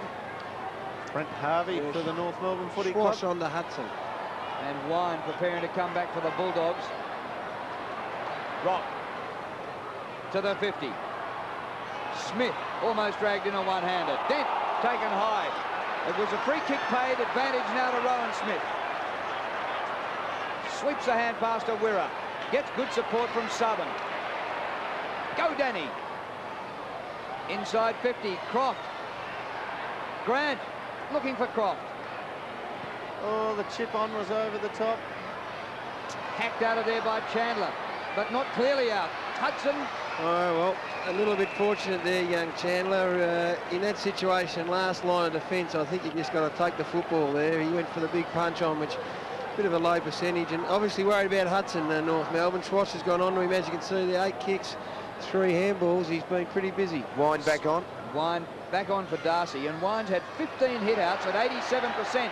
Liberatore hits the post. He's gone straight to Corey by the looks of it. It looks like Ellis will be moved. Yeah, Corey's going to play, and Scotty's going to plant in centre half back. No, Corey's going to the ruck. So we finally get the match-up in the middle of the ground that we were waiting all day for. You wouldn't mind McKernan against Wine at centre half forward, I wouldn't think. Yeah, you'd like that one. Yeah. Yeah, we've got a pretty good zone here going, the Western Bulldogs. They're going to go to McKernan, so and he's very much outnumbered here. Croft in front. The kick didn't carry to Corey. That's a bit foolhardy then. There's just the first lead from McKernan and the fullback went for it. I thought that was a bit ordinary. Yeah, no, they didn't have numbers at all. Grant flies, but Mick Martin gets a fist to it and finds the boundary line. So that's actually, once again, on the free kick mark, that was a free kick against Grandy, then all over his opponent. Never, ever was he at the contest. So they're just letting it go a bit too much for my liking. Grant takes clean possession. He can't do anything with it. Arch gets up. I guess, Dermot, it's interesting. I mean, there aren't many free kicks going. So as a forward, does that mean you can perhaps just try and take advantage of that a little bit more, because you know the upside will be a goal? Absolutely. No doubt about that whatsoever. You've got to play to the rules, so utilise them. Dennis Pagan giving the chewing gum a real workout. He was our co-commentator last week but I think he's further on the edge of his seat today. That's I an think interesting he'd be thought a playing little to bit the more agitated. Go on, Ned. I think that's an interesting thought playing to the rules, isn't it? Oh. Good on you, Samir Head. 43 more possessions the Western Bulldogs have had than North Melbourne. Grant Significant. flips it to the back. They're going to try and set something up here, the Western Bulldogs. Grant has got his hand on most of the hit-outs if he hasn't taken the ball out of the throw-in or the ball up. So they're going to try and isolate a play here, and either be a good chance of getting it to him. Wind and McKernan are only about 20 metres off the action here. They didn't contest the ball up. Bell. High kick. Croft. Montgomery. And that'll be a ball up. Yeah, Windy actually ran into the, what do we call it, the hole, about 40 metres directly out from goal to drag McKernan away from the attacking chip kick that came from the bounce down, which Grant was attending. Collinuk, West and Darcy. Mark West, that is. He's got Ellis on. For the Bulldogs. No. Grant's in the goal square. One out against Archer. You'd have to give him a real show with the height advantage. Here it comes. Did it well again. I think, Ned, you called it early on in the piece that... play on and... Yep, that's there. If it's not a goal, the umpires called it incorrectly. Yeah, Ned called it early. Very strong in his legs, Glenn Archer, from the backside down, but Chris Grant more than holds his own in that position, and just with the height, it probably just gives him an advantage. Did a terrific job there. The umpire called play on. This is a good view. Here's a good look at it. You know what happened there? Archer lost it. You could see him trying to find the body, feel for the body. Once you got body contact, This watch here, small movement. Now, is that play on? Yep. It's play on? Yeah, once you go to move off the line of your mark directly with the line of the mark, the ruling is it's play on. But you look at that, Archer 182 centimetres, which is 5'11.5", against Grant 192, and that's about 6'3.5", 6'4". Well, the move's been made now, Doom. Mickey Martin's gone on to Chrissy Grant. I reckon Grant's bigger than 6'3.5" too. Yeah, he's a bit taller than me. I'm 6'3.5", so... And Archer's gone on to Mitten Connell. West couldn't take the mark. Dimartina paddled the ball play. across. Smith. Back to Scott West. Played a great game, West. He's kicked a half forward. Hudson. That was odd. Yep, nobody went for it. Nobody got a touch on it. Croft in a circle. He's been good, Croft, too. Montgomery near the goal square. Archer the spoil. It's still there. Well done, Glenn Archer. Well, you saw that's why Terry Wallace has moved Montgomery back right into the goal square, because one-on-one then against his opponent, he had him cold. It was only with the good work by Archer going back there, leaving his opponent Minton Connell double teaming, that stopped the Montgomery mark.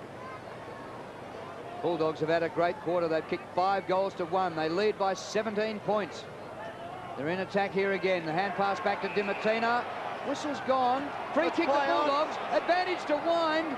Disappointing kick by Scott Wind. Well, he hasn't made the distance from about 35. That raises the point, Drew. Was it in fact advantage? Was they better off having a set shot? Clearly it finished up being no advantage. Umpires aren't able to make that judgment, I don't think. Martin clears. Croft did well to make a contest of it, but Bell recovers. Anthony Stevens. Ellis. He did well to get himself free. West getting a heap of the football. Dent. Good composure. Hang on to it there. Blokes who hang on to it and back themselves and can actually avoid the tackler. Great advantage. Montgomery, good mark. Well, actually, Wallace has moved Minton Connell back into full forward now. He's got Archer because he has got a height reach on him, but that's basically negated because Simon won't mark it overhead too well. Well, here's Hudson from 52 metres. He has kicked it. Yeah, look, again, it's had a little bit of room. What happened then was Wayne Ross obviously conceded the mark because he couldn't do anything there, but didn't get to the mark all that quickly, the spot where Hudson took the ball. Hudson was quick to seize on that advantage, probably gained an extra 2 metres or so and scored a goal as a result. It was lucky he kicked it, though, because looking from here, just watch here, a bit slow to get up to the mark, which was outside 50, and he got the goal there, which was a good result. Chrissy Grant's had 6 possessions this quarter at 100% efficiency. Hudson had 12 for the game off a half-forward flank. It's not even half-time yet, and he's found the mark 75% of the time. 8 out of 12, he's hit the mark. 6-1 this quarter. The Bulldogs are flogging the Premiers at the moment. It's 56-33. David King loves to go for a run. Often runs it too far, just like that, and gives it up. It's good if you can go for a run, you can break up the lines, if you can actually take on blokes down the centre and break the lines up and go that way. But if you run wide and muck it up, gee, it's a penalisation on your team. Turnover, and Johnny Longmire took a lovely chest mark.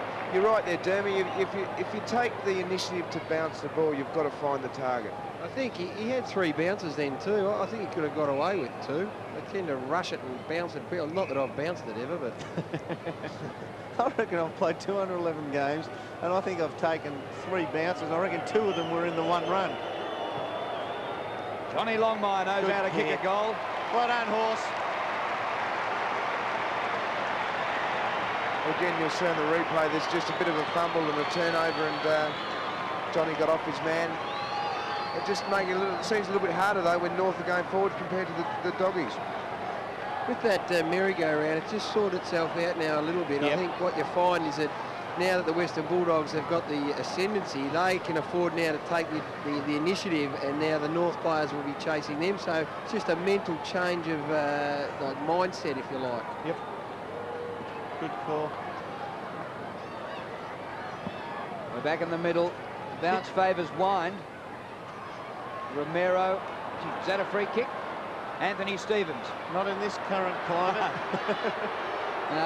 You've got to be decapitated or at least go to hospital to get a free kick. That's a clever kick there. It's almost like the Peter Dacos angle, Ned, to roll it end over end but lean it so it gets a bit of right to left spin on it. So kick to touch. Yeah, clever kick, that one. McKernan in front of Wine. Oh, well done, Westy. Anthony Stevens. They're really lacking. I know King giving them some run, but I don't think it's the correct type of run at the moment. They're really lacking blokes who will run 70 yards for the ball, not 70 yards with it. Anthony Stevens did well to shark that. Wirra's been good in the last line. Kick by Wirra to centre wing. Anderson on the ground, and it was as though Wirra picked him out. Into Pike. To the 50. Ellis charges. Meets a brick wall, loses it. Wine floats one over the top. Well done, Scotty Wine. Now Paul DiMartino, who's kicked two. West on centre wing. Yes, they are running hard. They are running real hard. Jose, you're in heaps of bother. Lost it. Anthony Stevens. Libber, spoiled by Allison. Well done, Libber. This favours Peter Bell. His kick towards the 50. Millington.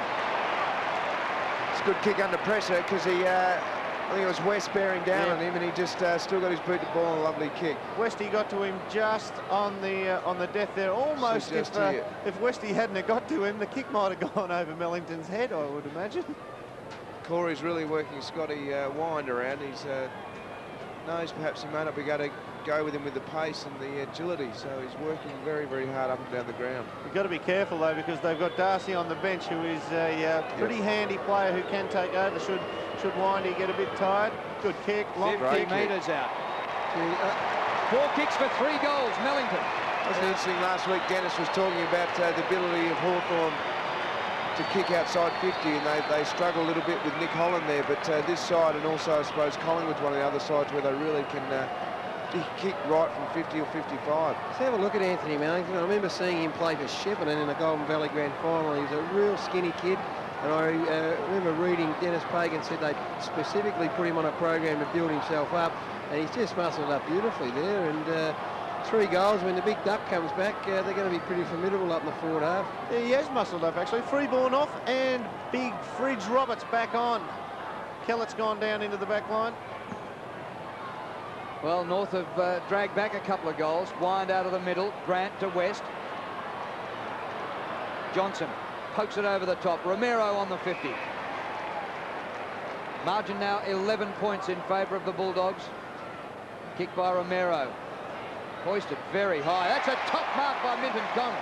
Oh, gee, Oh, Arch, he's one of my favourite players, Arch. He's having one of those days at the minute. He got a couple stitched up by Granny. He moves on to Minton Connell, and Simon hasn't looked like getting it today and takes his first grab. So. Well, I'd be surprised. Here's my call. Half-time, he'll go down forward. Yeah, I was just about to say, I think it could be time for him to get down there, and we know he's got fantastic ability to play both ends. So this one on the siren, after working hard to pull a few goals back north, could hurt them a bit. He really does play like Peter Hudson, Simon Minton Connell, doesn't he? He marks them on the chest, and he's a pretty big bloke, Simon. This for his second goal today. 30 metres out. Got it. Beautiful kick. Well, what a quarter the Bulldogs had. Yeah, they're all getting over there. It's a great one to kick on the siren because it puts you in a terrific positive frame of mind as you walk up the race there, and they're a pretty tight bunch, this Western Bulldogs unit, and they're going to take some beating from here. Well, in that quarter, they kicked 7 goals, 1 to the Premiers, who kicked 3-2. Oh, look, fantastic footy that quarter, and Windy coming back onto the ground. Their 17-point lead to the Western Bulldogs. They were just superb that quarter, and Gary, you called it, that little merry-go-round, it seems to have sorted itself out. They were wondering who's going to get tagged, will tag the opposition, and the man who was at the centre of that, Brad Johnson. The Western Bulldogs got the upper hand now, so they've actually switched, said to themselves, we've got the upper hand, let's put Johnson in the middle where we want him. Yeah, you're right, Dermot. What happened initially was that both teams were on an even footing, if you like, and it was a matter of, well, we've just got to beat the footy, work hard when we've got it, be defensive when we haven't, but there's been a subtle change in the mental state of the game, and all of a sudden now North Melbourne seem to think, well, I've got to be the tagger here because we're behind, and it just makes it a bit easier for those blokes in the Western Bulldog team. 17-point lead at half-time to the Western Bulldogs, 10-2, 62 to North Melbourne, 7-3, 45. We're going to take a break and be back shortly with our half-time analysis.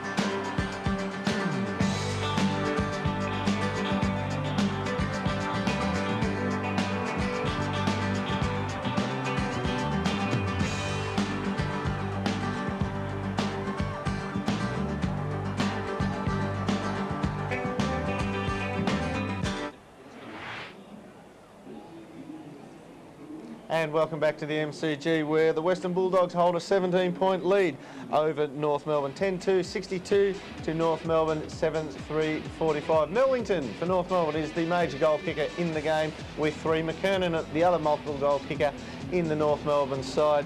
For the Doggies, there is 3 players with 2 apiece: Hudson, Minton Connell and Dimartina. Highlights from the first half here. Paul Dimartina here running in first goal for the game for the Western Bulldogs. And Gary Lyon called it the merry-go-round, where players have been wanting to tag other players who've been tagged themselves, and one player was left free for a little while, being Dimartina. Good summing up there by Hudson, good touch just to find the target while he was actually in execution of a long kick. Great foot skill there by him. And Croft, who has been superb at half-forward for the Western Bulldogs. Good catch here by Mellington, just reading the play, dropping short there, and the front spot's where you want to be, Drew. Well, last week it was looking against Collingwood as though if the Western Bulldogs were going to score 30 goals, Minton Connell was going to have to get 27 of them. Yeah. But today they've been able to share it around, and 4 players have 2 each. And Gary Lyon, this kick going right into the hole there where Mellington is, a resulting goal. Well, you were the one who pointed out that against North Melbourne, especially with Carey there, they kick to that hole so frequently. But obviously he's not there, but they're still going with the plan. Yeah, look, I think maybe, I'm not sure, I haven't seen them obviously for the last few weeks, but perhaps they got away from that a bit, and I really think they've returned to it today. Great kick from Libba there. And it's just a pattern of play that they've been very successful with over a period of time. And if they have just diverted from it for a short time, then I think they do well to get back to it, and they've got goals out of it today. This bloke's been terrific, Grant. In fact, the whole forward line's just gelled really well. Grant, I thought Croft's work rate's been terrific on Pike. And even Minton Connell, he's come in on a quiet half with 2 goals, which is, if you're having a bad day, 2 goals is not a bad result up to half-time. Absolutely. Now, Craig, in the opener today, we had the arm wrestle between the 2 boys from the opposing clubs. That really is what the game's been like up until halfway through the second quarter when well, the Western Bulldogs blew it open. Certainly has, Dermy. I mean, initially it was really very, very quick and hard, and the ball went from one end to the other. And I think one of the telling things has been sitting behind the goals is seeing how hard the midfielders push from one side to the other. And at this stage, I really believe that the Western Bulldogs are doing that a lot more than the midfield of the North Melbourne side. Well, the remarkable thing about this today is that the Bulldogs have won just 2 of their last 17 games at the MCG. It's been a shocking venue for them, and here they are beating the Premiers on the stage where the Premiers won that flag last year. And I would suggest that one of those 2 games they've won here was against Richmond, where they finally realised, hey, we're a pretty good team. We can win games here. We haven't got a, well, we've got a very good chance of making it to the top 4 or 5 teams this year, and that's what they've done. That gave them confidence. And look, it'll be a big form reversal in the centre of the ground for North Melbourne if they were to get back into this game.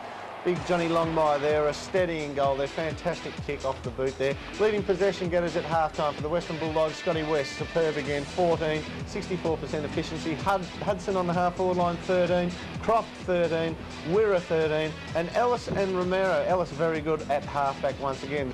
For the North Melbourne team, Bell has 12 possessions, Stevens 10, all of them kicks, Blakey 8, Scott, Roberts, McKernan 7 possessions apiece. And McKernan 7 marks as well. Yeah, he's been good in the air. Took a little bit of a time to wind up. The match statistics, the Western Bulldogs, they have a total of 100 kicks, absolutely poleaxing North Melbourne in this department. Handballs. 21 kicks before half-time, they had more than them. Handballs, 62 to 25. North Melbourne just not gelling close in. Gary, they really haven't been able to find the target or even, well, hand out the little gives in the pressure situation. Yeah, look, I think, again, Dennis last week suggested that, you know, when in doubt to get it forward, and that would be as a result of some of the statistics we see here. 7 free kicks to half-time. That's ridiculous. It is ridiculous. I mean, there has to be more free kicks out in the ground than that, and if they're just throwing the whistle away to prove a point, well, that's wrong. Yeah, there's nothing. I heard somebody comment the other day that, or this morning, saying that it's better than having too many. My theory is, what's wrong with having the absolute correct amount? Yeah, exactly right. Just pay them when they're there. Yeah, too true. The team goal analysis there, we saw that the Western Bulldogs getting the majority of their goals from inside 45 metres. Let's take a look at one of the other games going on in this state today, and it is the St Kilda versus Richmond clash. Kicked a couple last week. Thompson is caught. Kellaway, the tough tiger. Interception from Brown. Here's a chance now for Tony Brown. Looks pretty good. The Saints won that one again. Kicks up towards the half-back line. Bouncing ball. Gale. Back to Campbell again. Same spot. Goes a little bit longer this time. Oh! That's a mark.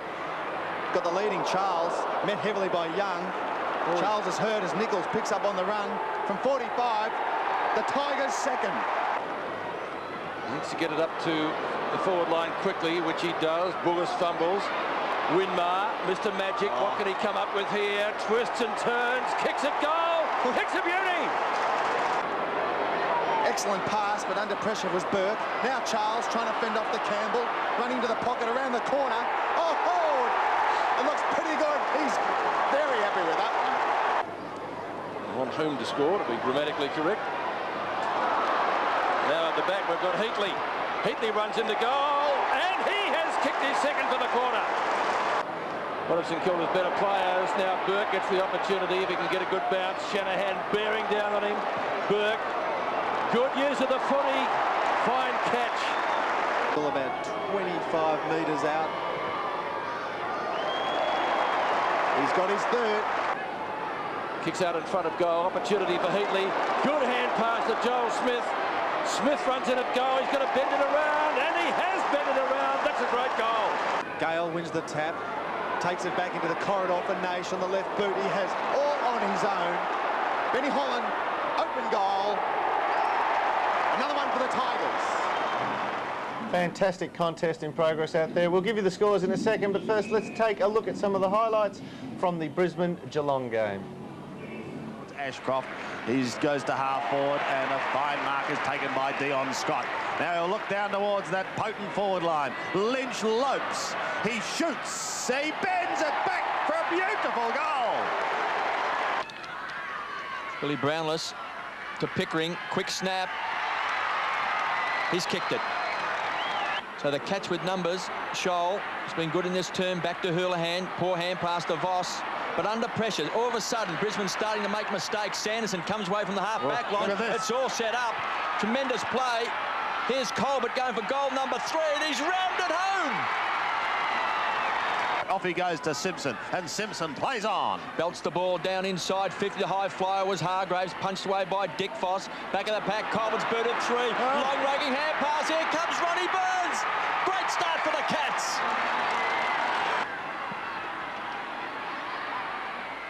Snap. It bounces. It's through for a goal.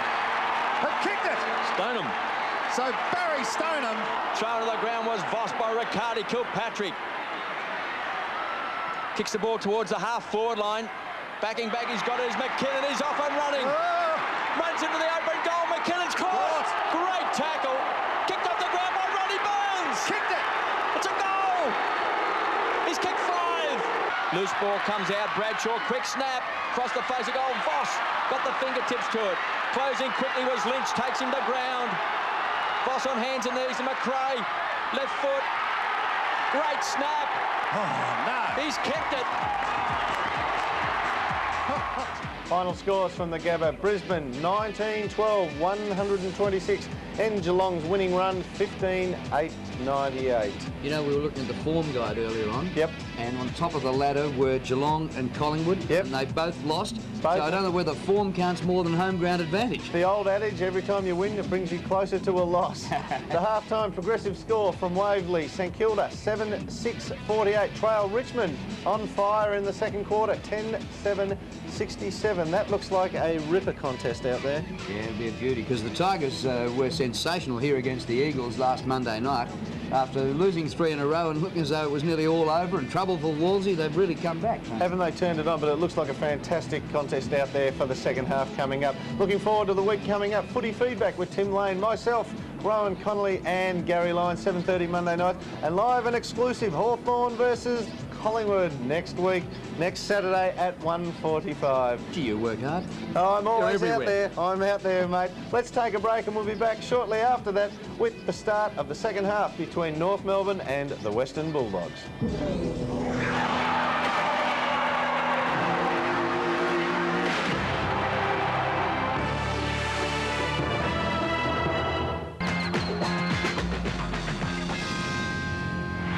And welcome back to the MCG. A 17-point lead to the Western Bulldogs, 10-2, 62 to North Melbourne, 7-3-45. Mellington, the major league leading goal kicker in the match with 3 goals to his credit at this point in time. Andrew Marr is down inside the rooms, and you can tell us what's going on there at half-time. Yes, Dermot, they came down and were taken straight into the rooms for a good old-fashioned bait by the coach. I think that he might have been a bit disappointed with those last 2 goals that the Bullies let North Melbourne kick to bring him back within 2, and he's taken them straight into the rooms, straight off the ground, and give them a fair dinkum spray. They come out, seen their physio, done their doctor stuff in there now. They're about to come back out in about 30 seconds. I'm going to get trampled if I don't get out of the way. Here they come, and I'll get Terry Wallace on the other side of it with a couple of questions. We need you, mate, so stay out of the way of them. They're almost 3 goals up, but that's a fair point that they allowed them in for 2 goals. A 5-goal half-time lead would be something that they'd really struggle to pull back, Drew. I'd say. So they might come out revved up, even though they lead by 17 points. Be interesting to see what happens in the first 10 minutes of the second half. Just while they're waiting there, we might have a look at the stats of the go-to men who they've been kicking to in the first half. The Western Bulldogs. The go-to men then, just down the bottom of the screen, Grant, they've gone to him 3 times, and every time he's caught the ball.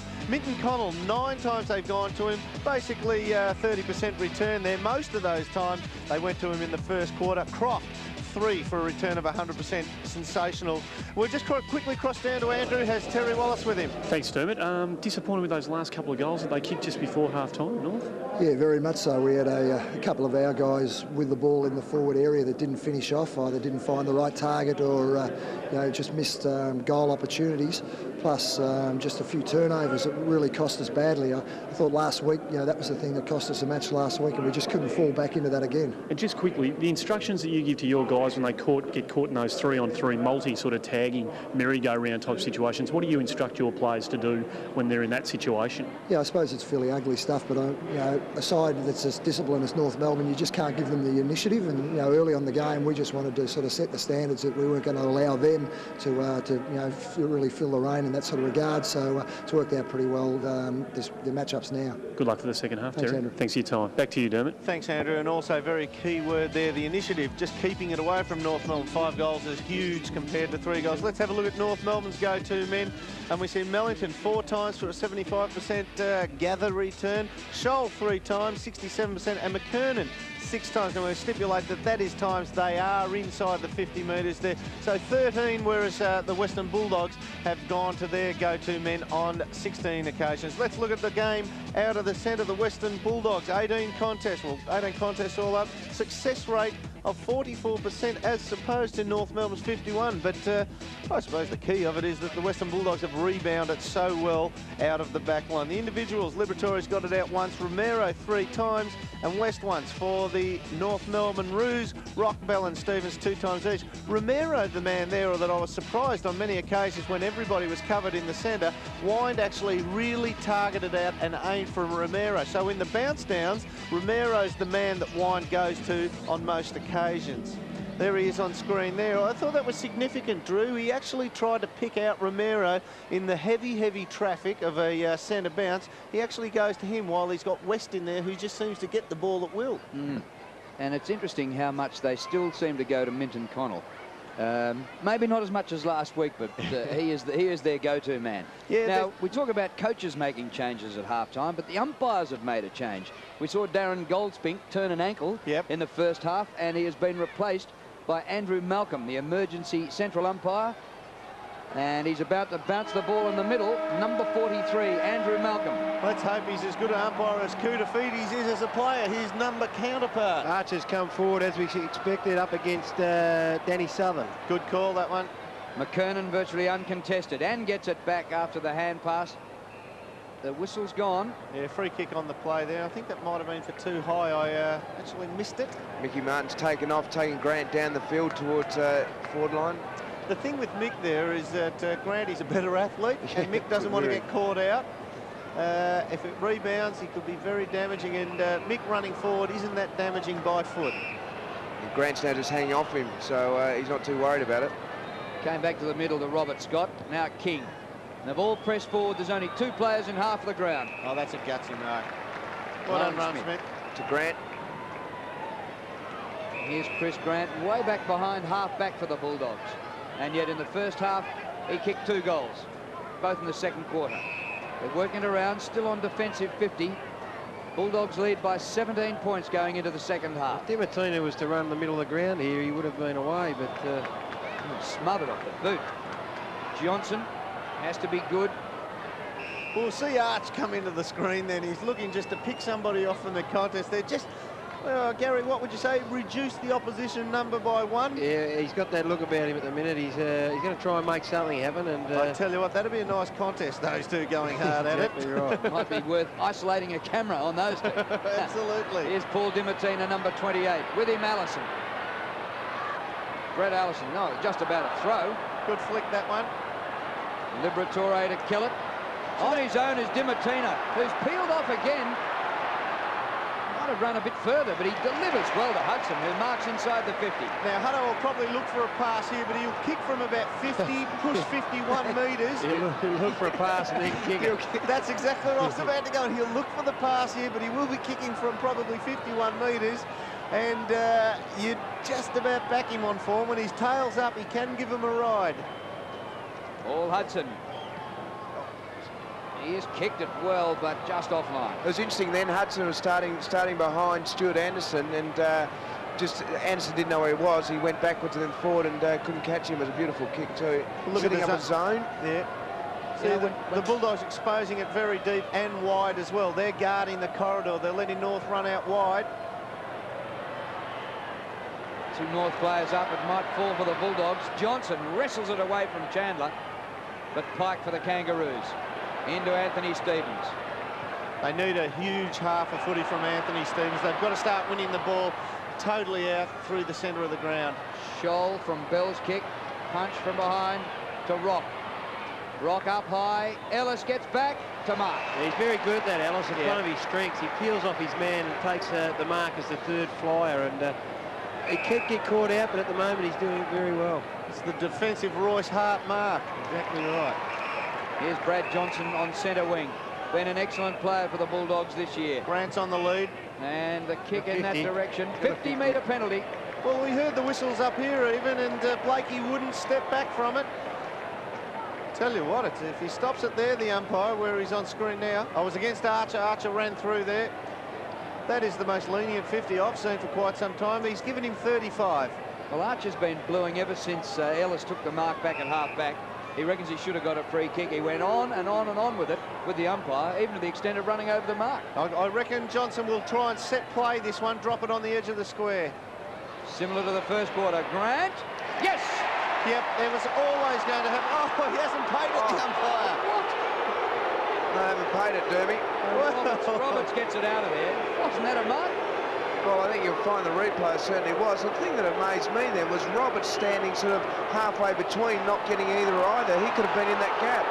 Here's the replay, definitely held it. Clear mark. Well, if North win by a couple of points, we'll be talking about that for the next half a season. Dimatina. Croft. Good contest by Croft, nonetheless. He spilled it. Hudson, well done. You're too slow, Keller. It's a bit quicker in the seniors. West. Good vision, Westy. Dimatina paddles for himself. Well done, Paul Dimatina. Taken away by Pike. He is spun in the tackle, holding the ball. And guess who it is? Liberatore again. Might have been the square up. There's Croft on his own, got to get it to him. And here's Croft. Stevens not playing the ball. Had to be, oh well, play on. Croft's got it. Beats one, beats two, beats three. Top of the square, Grant. Mick Martin knocks away. Anderson to Roberts. Good defence by North Melbourne, under siege then, and they pushed him in the back. Coming back. Yeah, that was good defence by North Melbourne, totally under siege. The balls went down there inside the defensive 50 for them for about 90 seconds, non-stop, and they've been totally under siege and they've held up under pressure. So that's a good sign for North. Some happy supporters behind me. Well, the umpire's starting to work on their free kick tally. Martin at centre half-back. That's the kind of kick from Mick that won't hurt you when he goes forward and tries to run Grandy up the ground. Super player, Mick. Super player, but he can't hurt you that much when going forward. West, members stand wing. Hudson. 2 kicks to goal from there. Kick by Hudson to the 50. Croft makes a contest of it. Blakey the crumbs to Stuart Anderson. Now they can set up. Roberts. Bang with a long one. Inside 50. Scholl caught underneath it. Dent didn't attempt the mark. Mellington tries to go over his head. Craig Scholl, who kicked 6 last week. Schwass hardly had a touch today, Wayne Schwass. Mellington. He's knocked to ground. Yeah, just got to be careful there, Craig Ellis. I know we can get hypercritical here, but he just went in and bumped the player who had the footy then. He needed to go in and lay the tackle. Yeah, he was just a little bit leant over and too close to ground with his head, wasn't he? Yeah. So it could have been a head high, yep. Hope you're enjoying the action on Sports AFL from the MCG. Scott, centering kick, discipline. Scholl. Oh, good tackle. Liberatore sweeps up. Look at that contest there, though. There's 4-2 Western Bulldogs. And now they're running it up. They've got 2-1 there. Yep. They're just outnumbering. Centre wing. Sorry, Drewy, they're just outnumbering them everywhere on the ground at the moment. 2 against 2 here. Croft at the back. Grant with the recovery. Good tackle, Mick. Croft goes back. Romero's hurried kick. Minton Connell. Knocked down by Grant. But Anderson for the Kangaroos. Bell. Montgomery works to the front. Chandler goes off the ground. Ellis. Met by McKernan. Well done by Montgomery. And he profits. Terrific play. Chandler's down out here on the wing. Not quite sure what happened. I didn't see it. Kicked by Liberatore. Knocked out by Longmire. The Premier's not going like Premiers at the moment. They're under siege. Got one across the forehead. He's still down too. Kicked by Anthony Stevens. Rock with Wirra. He's in a bit of Stevens followed up. Drops it. That could be costly. Plenty of Bulldogs there. West to Dimatina. Yeah, good shot on the screen here, just keeping an eye on young Brett Chandler. I actually thought he got whacked in the first contest and made up for the second one. What a good centering kick here. Johnson's kick. Oh, well done, Kingy. He did well then. Montgomery couldn't take the mark. Here's David Liver. Well, North Melbourne at the moment are playing one man short. There's just no doubt about that. Chandler's opponent at the minute, I think, was Montgomery, you're right. Montgomery, yeah, who ran hard. Now, what happened? Chandler ran at Montgomery, so Montgomery had the footy, so I don't think there's anything too untoward in this. Chandler got in a bump about 10 metres away from that, and he got up, and I think he might have even got up a bit instinctively and a bit too quick as Liver's kick goes forward. Got very close, Liver likes it. I think you'll find, Dermy, that as he tried to tap the ball over as well in the replay, if we can get it later on, but you'll see that his arm was extended, he just got across the head. If they roll him over the boundary line now, can they bring someone else on? Can't come back on for the rest of the match. So they don't really need the stretch, they could just sort of roll him over. Yeah, but if he was able to come back on, he couldn't. So okay. I'm not too sure.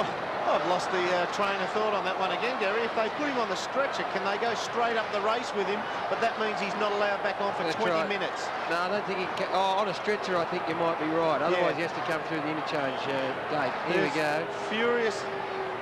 Well, didn't look to be too much in it, did there? I think the one before might have taken its toll on him, and just before he cleared his head, the accumulative situation where 2 knocks to the head, because he did cop what seems to me a harder one than that, 10 metres away from that, got up instinctively, probably when he should have just collected himself a bit more. Sorry, Dermy, they're going to bring him straight across the ground.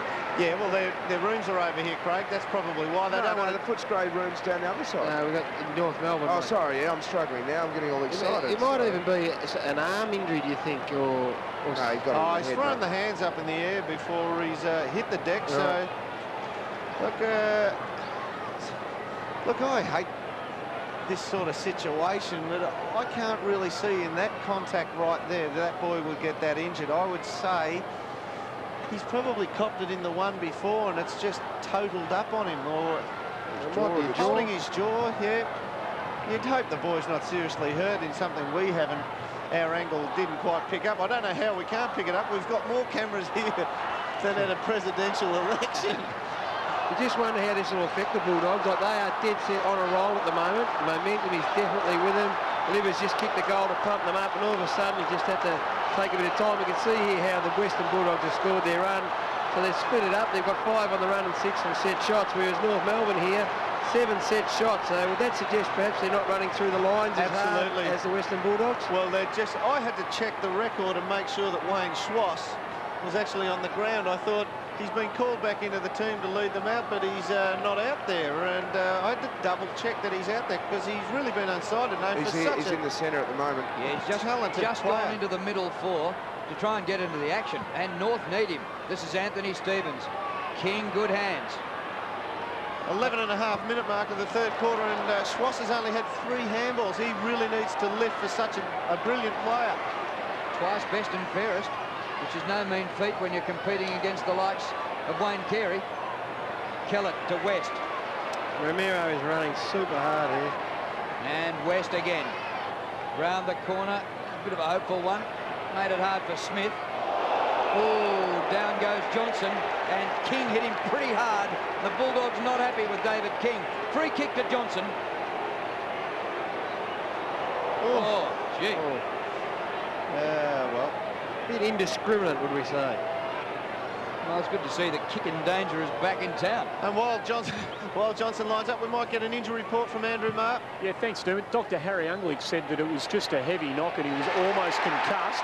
Stressed, of course, that he wasn't totally concussed. So that's the extent of the injury down here. Leaving him a little out to come back onto the ground. Exactly we see Chrissy right. Grant just controlling the situation by playing behind there. The long kick coming in, just forcing Mick under it, just holding him off and just leaning back. That is, if you had to tailor that and label it, that is what Simon Beasley kicked 100 goals in 1 year with.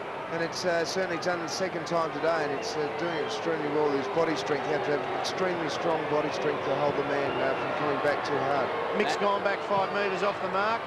Offline, it swings back. He'll mark this. Gone in. Yep. Second grab of Mark to Longmire. Hit Into the post. So the Bulldogs have 5 players who kicked 2 goals each. I'm just watching Schwass through that whole passage of play.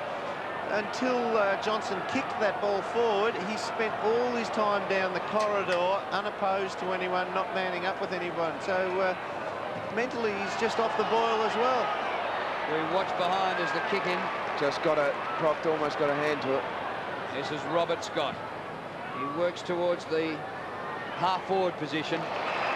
And Schwass is coming off now, sorry, as we called.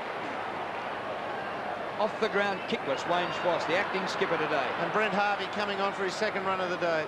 Kick by Dimatina. Freeborn, push. Certainly give you some frees away now. They must have heard our commentary.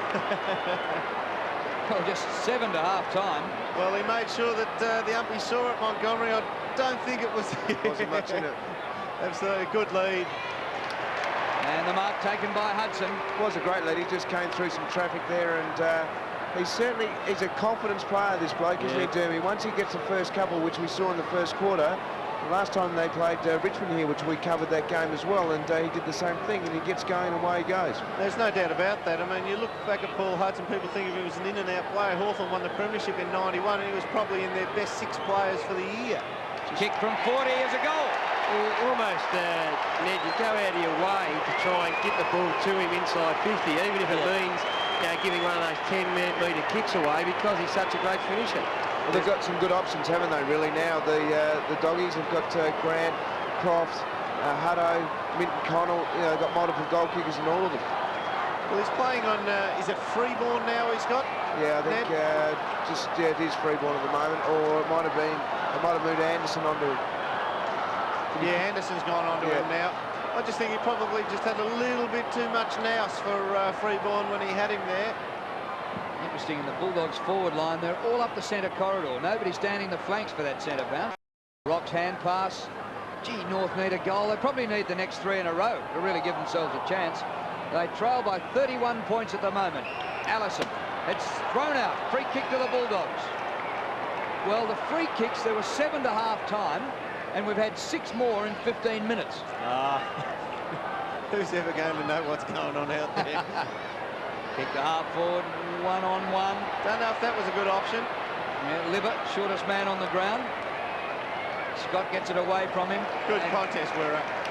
He's been hard, Werra, today. He's gone into the contest, and that one he could have, a lot of players, or some players might have taken a couple of short steps, but ran straight at it. So McKernan's dropped back well out of screen, right at the true centre-half forward position, and Wines had to go with him, just niggling each other. Here's Bell. Harvey. McKernan at full stretch, couldn't take the mark. Wine. That's fortunate there. Did nothing to affect the turnover there, Wine, and it was just fortunate that the kick carried a bit long. Look at the Bulldogs out here. Montgomery has the mark, and a chance for Dimatina. Romero's there as well, only 35 out. Dimatina for his 3rd, outside of his foot. Silly play by Romero, really. If he was going to do that, he had to make sure he had to take him out. And Dimatina, once again, he's worked very, very hard. He's pushed all the way down the wing then. He was actually going to be the switch of play for Grant, and should have been more at the end of that than what they got. Colin, you're gone for Libber, who's come off with the blood rule, so we might find out from Andrew if they stitch him up, all the likes. Or Staple. Could do. Well, Dimatina looks as though he's benefited from the week off last week. I know he's suspended, but he looks fresh as a daisy and is covering the ground. Oh, I never minded it. Here's Montgomery. Yeah, but Derm, you were never suspended for a week. 6. Roberts. Freeborn. He's pushed forward now.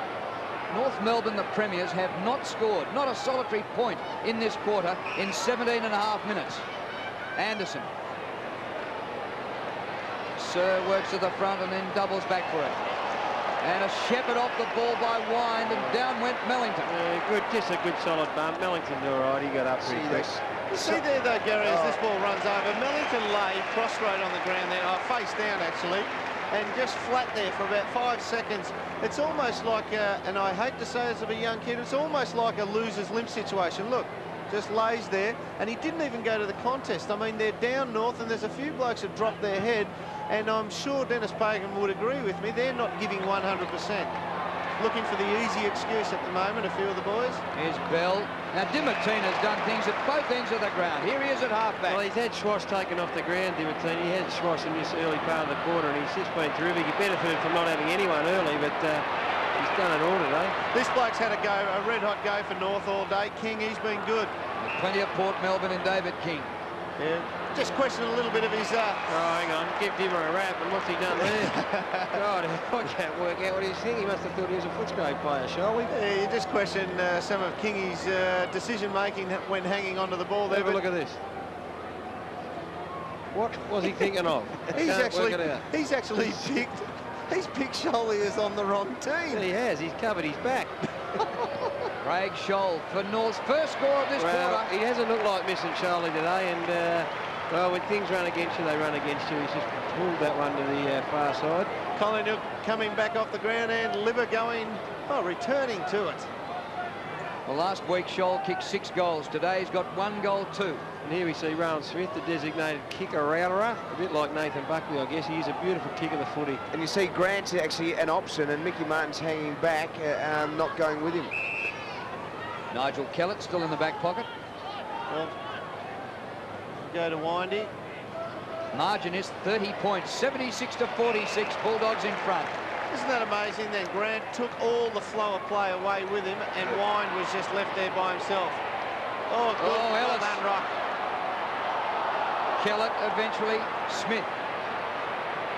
Well done, Kellett. In the direction of Johnson and Grant. Great vision. Well done.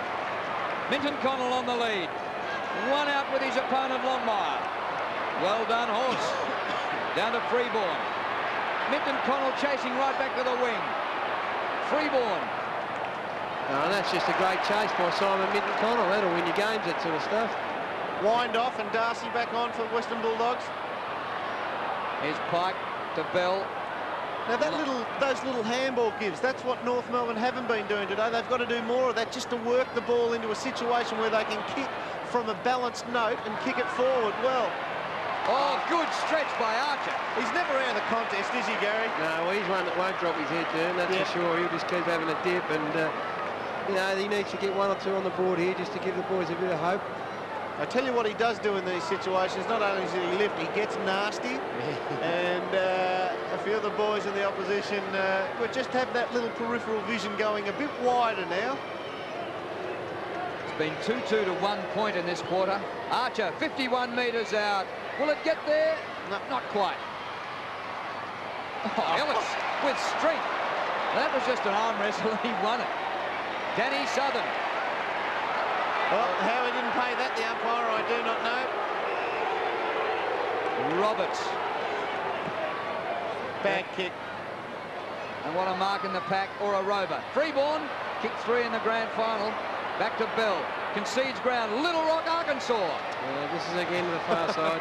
What about that kick, though, Gary? I mean, that went to the designated zone, that hole, that spot, 30 metres out from goal. But McKernan was actually on a deadline with Roberts and the goal by himself, and he just had to chip it to him, 40-metre kick, and it was to their advantage. Well, that's the rule. There's got to be the exception, and you've got to be able to sum that up, I guess, Derman.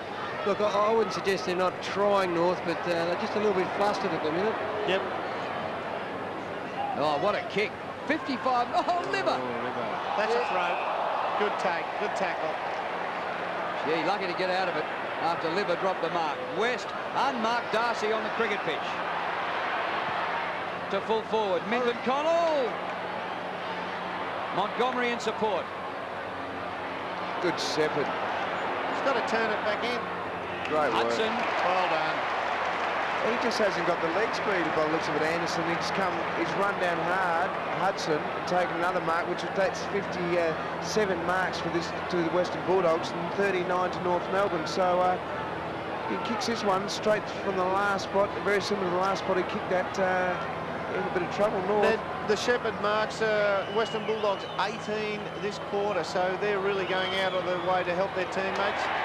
Great kick. Hudson goal. Ned, that's just an example of what we were saying before. Like, you'd expect in a lot of instances there that Montgomery would blaze away, but because Hudson's got the hot boot at the moment, you just get it to him, you know. It's just a short pass, probably, you know, on the boundary, not a high percentage kick, but you've got to get it to him because he's got the hot foot at the minute. But I mean, that's a great thing about having multiple goal kickers, because everyone's tending to try to go to Minton Connell because he's been hot lately, and then Hudson's been one-on-one, and he can cover the ground, and the leg speed's been good, like I said. Well, I've been out there, I've seen Anderson's foot speed and Hudson's foot speed, and I would back Anderson in a 100-metre race every time, but he's just out-thinking him at the moment, getting to the contest earlier. I did say 18 Shepherds for this quarter. It's actually for the match, which is incredibly high anyway.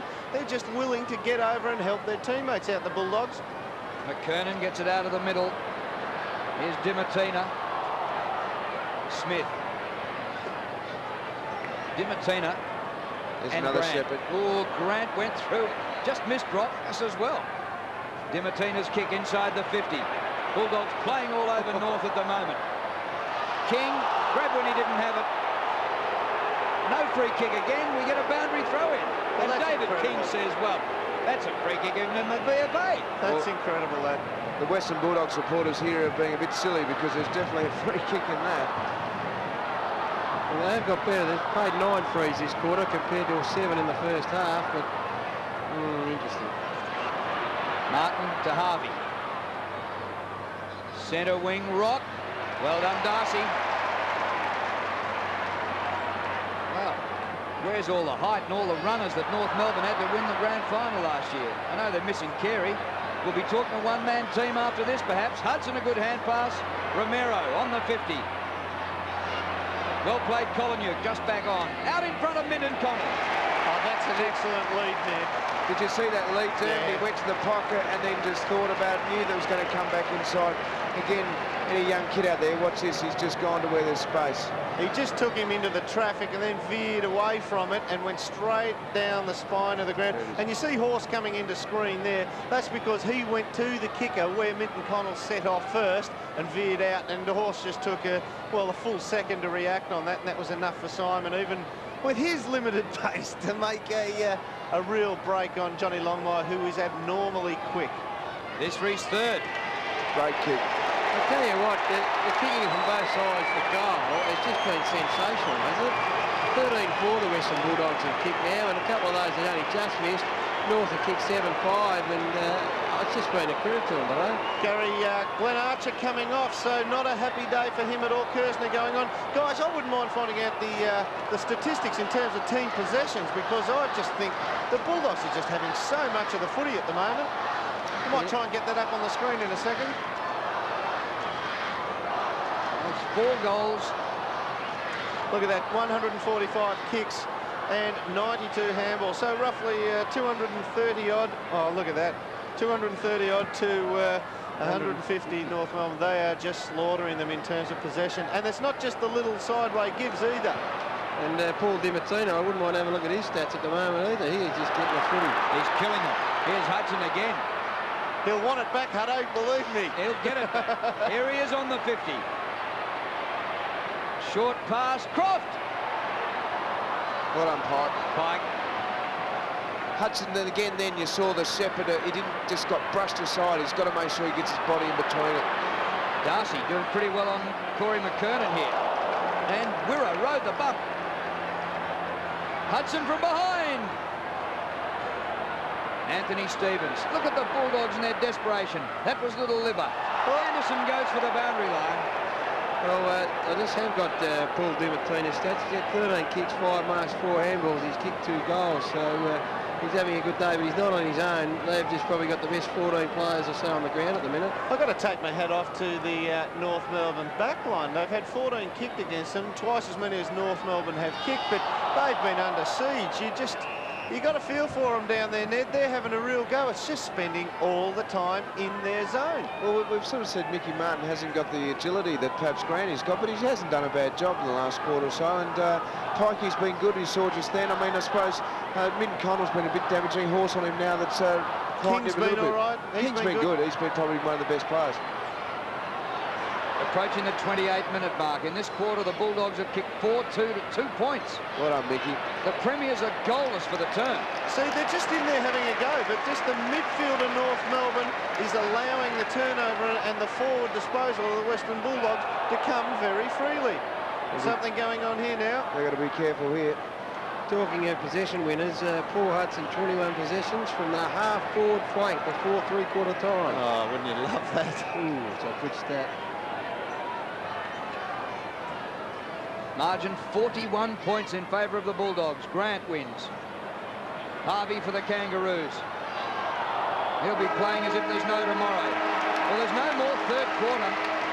What a turn by the Bulldogs. And Liver's in there after the siren. It's very funny, and Johnson's put his hand up for the Bulldogs as if he's won the game. Two hands are in the air saying this is fantastic. I mean, that's fine as a quarter to go yet, boys. Yeah, 41-point lead, but the enthusiasm is there, Ned. Oh, look, what a fantastic game of footy. I mean, we talk about the 41-point lead there. Mick Martin on screen. Andrew May, you're down on ground. How hot is it? Oh, look, I'm right in the middle of the Western Bulldogs blokes at the moment. They are pumped. Just interesting to note, number 2 and number 11 for North Melbourne walking out free of injury into the huddle from the three-quarter time break. They were the two on the bench at the end, Schwass and Archer. And I reckon when a side 6 goals down and those two blokes are on the bench, it tells a bit of a story, doesn't it? Absolutely. You're in trouble if those two blokes are on the bench for no other reason than bad form. We'll take a break now. The Western Bulldogs are 41 points ahead of North Melbourne. 14-4, 88 to North Melbourne, 7-5, 47.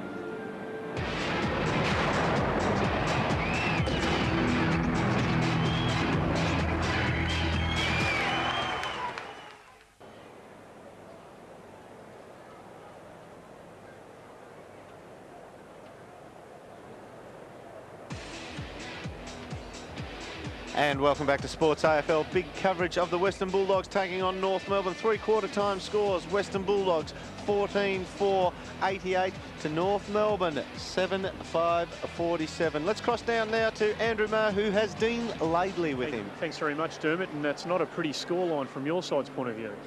No, not really. We, really set ourselves during the week to win this one, and if we do lose, we go 4 and 5, and I think we slip down to about 8th and 9th, 10th, and 11th. And at this stage of the season, it's probably not the best place to be. Gee, they're impressive though, the Bulldogs, aren't they? They just sort of run relentlessly for the three quarters so far. Yeah, well, speaking to a few boys coming across, I thought we'd have to get a really good start because I've been impressed with the way they run out the games, and as we've spoken about, they've just gone flat out from the first bounce, and they're still running at the same pace. They're a very, very fit side, and they've done extremely well. And how did you go in your Resi's game today? Only the second one you played down here? Yeah, not too bad. Had to get something to get used to, I suppose. But second half, I thought I finished off pretty well. So hopefully I'll be back in the first next week. And just quickly, Danilchenko hurt his knee. Have you got a report on how bad that was? Look, I don't think it's too bad. He sort of walked out of the ground after the game, but with knees, you sort of never really know. But I suppose you'll go to the specialist on Monday and they'll have a good look at it. Thanks for your time, Dean. Good luck for the last quarter. Back to you, Dean. Thanks, Andrew. And if ever North Melbourne need a scrapper in the back line, it's Dean Laidley today. Let's have a look at the comparative team stats, because the Western Bulldogs playing all over them. Look at that, 247 stats there, Drew, to 163. Not only that, but they're finding the target more with them. Yep, percentage 74 to 65.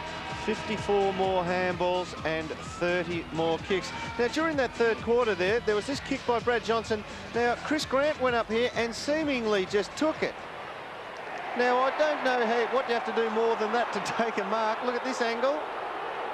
That's a grab about now, and took it to the ground, and I would dare say that there would have been a few North Melbourne blokes walking around there, and if it wasn't for the scoreline, they would have been having a smile on their face saying, got away with that one. Amazing decision or non-decision by the umpire. There's Simon Minton Connell there. He's been good value for them today. Archer's back on. Well, Schwass is back on. He's going down to the back pocket to play on Paul Hudson. Obviously, Dennis Pagan is saying, Schwassy, you've let us down today. I wouldn't hazard a guess that I'd say Schwassy's got something wrong with him, like the flu or something, because I haven't seen him be that lethargic for quite some time. He's obviously asked for a big effort from him to play on Hudson, who has been cutting them to shreds in the forward line there. Let's get started for the fourth and final quarter of this Western Bulldogs North Melbourne clash. Western Bulldogs up by 41 points. And away we go in the final quarter. The bounce by umpire Stephen Hanley. Roberts for the Kangaroos inside the 50. Ellis clears for the Bulldogs. Dimartina has just run them off their legs today. Great display. And Hudson, the man now being picked up by Schwass, has had 21 possessions and kicked 4. Got a bit close to the man on the mark there. Really spooned up that kick. Grant wrestles it out of there. Romero delays the handball, draws a man, finds Libber. Libber goes for the pass to Hudson again, or chopped off by Schwass. It was a good effort there by Schwatter. He had all the room over the back there, so Libber on his non-preferred foot just couldn't get the distance or the carry just to get it over to Hudson on that occasion. Well, Libber kicked one from 50. Not on the right. Not on the right, he didn't. He'd need a gale behind him. Darcy gets it down. Liberatore underneath the pack. What about in that last passage of play that Libber kicked forward, the way Grant just shredded the ball from the North Melbourne opponent? They just took it from him, dispossessed him, took it out of his hands. Amazing, eh? Another chance here for the Bulldogs. Liberatore pops out the hand pass. Hudson, another kick to his cousin, Minton Connell. Longmire with him, and Longmire rushes it behind. See that situation there, Gary, that Simon went in for the body-on-body contact, because I dare say if that was the start of this game or the end of his last game, he would have flown over the top and gone for the hover. Confidence the situation there. Good point. Probably a bit weary too. He did chase one down to the wing before. I don't think he's recovered for it. Well, he never did a 100-metre sprint at Hawthorn, so that'll be the longest he's run in a while. Ellis was unlucky to get paid that mark there. He has had 17 possessions at centre-half back. He's playing on one of the tallest and best ruckman and centre-half forwards in the league in Corey, and also Dimartina's had 18 possessions, so been crucial for the Doggies. Hope you're enjoying the action on Sports AFL. McKernan wins the hit out, yeah, that and also there. Gets the free. That was there. The Scott was running away free with the footy then. No chance of an advantage. Well, you're not a rap for the umpires calling whether it is or isn't an advantage to the team, are you? Yeah, well, they don't sum it up all that quickly. I suppose they've got their job to do, haven't they? Here's Mellington on the bounce to Stevens. Dispossessed and then regains it. Sun in the eyes, good mark. Robert Scott. Well, they might be mounting something here. If he can thread this one, it gives them a faint glimmer of hope. And over at Waverley Park, the three-quarter time there, the Saints were up by 4 points, so a big third quarter by St Kilda. It just, you still don't see them being able to get up from here. There's no time and space. The Doggies are just holding them back. Well, here's Robert Scott for the Kangaroos' first goal since the second quarter. Well, another might get something going there. It's pretty important. Archer, though, had a lot of trouble then, just had a heap of traffic. They're zoning up well the Western Bulldogs. After watching the Western Bulldogs over the last few times we've had them, it's interesting to note that not only are their tackling and their sort of scrag and everything else, but I reckon their skill levels come up to another level in the last few weeks. There's no doubt about that. What about that stat, Ned? 8th goal for North Melbourne and the 8th goal from a set shot. They've just got no flow on running players. Not only the midfielders who kick the odd, 4 or 5 goals like Schwass each week, but the blokes on the half-forward line that turn around when the ball goes over their head and running with the flight. They're just not doing that today. McKernan wins, but Darcy, his opponent, takes it away. Smother finishes up with McKernan. Again smothered off the boot. No mark to West. That was a good throw. Shoveled it out. Smith, Darcy. 20 metres in the clear on the wing. Kicked by Darcy. Beautiful to Croft. Yeah, there's a great example of it there, Ned. A beautiful kick there to a leading forward. It's just fantastic. Look, I'll just watch this bit of play. They are shepherding very well. I think you'll notice the shepherd stats here at three-quarter time were enormously in favour of the Western Bulldogs, and Chris Grant seems to be the one who leads away in that department. Longmire punches away from Minton Connell. 22-6 was the Shepherds, was it, Gary? Exactly, yep. Kicked by Freeborn, gets inside the 50. Scholl quiet this week after a great week last week. Good athletic ability there. That's fantastic. Ellis, Well the done. pilot. And Dimatina, the restaurateur. Kellett to Johnson. He just put it out in front and said, go, Brad, get after that one. Well gathered. Hand pass to Grant. And he was foiled. And 2 number 3s after it. Ellis, sorry, Drew, Ellis was just like the ground he had to cover to get back to that contest and get it out wide was like very, like Jeremy said, athleticism at its best. Because he's quick, Scholl, and I thought he'd well and truly done Dent, and but he made him up, Ellis. 36 points the difference. Three blokes had a go at Pikey there for a tackle, so they're still at it. The Western Bulldogs, they're not about to give up this lead. It's not a bad stat, the team tackle, is it? Yeah, it's amazing the amount of times you've got a team tackle. It just shows you the endeavour by the team. And I know that Hawthorn used to always try during their glory days by just getting multiple tacklers on the one bloke, and it was a great trendsetter for the whole day. Chance for the Bulldogs. Darcy. Pike went without it. Hudson. It's interesting, Dermy, you talk about that because obviously Lee Matthews coming out of that mould was very similar, but I think after 90 and through those following years that sides learnt not to gang tackle because they had loose men out, and if they got it out, they're in a lot of trouble. Yeah, there is that, you know, opposing side to that, very fundamental, but it's just a good trend setter, I think, Ned. Mindset, yeah. It looks pretty awesome too, doesn't it? Hudson actually kicked a score from there, but the ball had gone over the line, so it's got to come back. See the Western Wind and West. See the Western Bulldogs runner Burton there. He's actually called Darcy out of the attacking 50 and called him back behind the 50 onto the half-forward flank there. So Grant contests with Martin. Schwass. I don't think he's had a kick all day, Wayne Schwass. Well, he's moving all right. Number 1 in the last quarter. Punch from behind by Dent. Wirra's hand pass, partly knocked down by Rock. Ellis again, clever. He and Dimatina have shared it a lot today. Kellett. Bell caught by Wirra. Anderson, Kellett and Dimatina. Plenty of Bulldogs in the area. Jose to centre half forward. Grant. Yes, the mark play. Well, if Granny could just go back now and nail this one from 54 metres, I reckon the North boys will totally drop their bundle. It's a big kick, but it's a big ask. Taking Anthony Rocker, I think, from here. I'm not quite sure whether the drop punt will do it. Could be the set play here. Darcy's in the goal square. It might be just drop it in the square. See how... Yep, good call. Croft is there. Darcy and Minton Connell. Darcy hands to it, but Roberts for North. Anderson. Darcy just couldn't get to the front of that pack to hold the North players out, as we saw Wine do earlier in the day. Wine still on the bench for the Bulldogs. Bell. Ellis. Well, he is racking up a heap of possessions, Ned. Someone suggested he's a candidate for the Victorian State of Origin squad. What do you think about that? Yeah, fair call. Yeah. Play him off a half-back flank. You play him on a little bloke who's athletic. He's going to be able to go with him, and he's going to outreach him. That was a great kick by Ellis across the ground. We've got Smith work into there. Yep, Rowan Smith cutting him up with his run. He ran all the way from half-back. He's running in really hard. Yeah, very true, Ned. That's exactly what I was saying before. David King will get the ball, and I'm all full of praise for Kingy the way he's had a crack at it today. But he'll bounce it, he'll go sideways, and he'll run 70 metres with the ball or 100 metres. Look at his stats. And he'll just spray it anywhere. Rowan Smith will run unrewarded for 100 metres to receive it like that.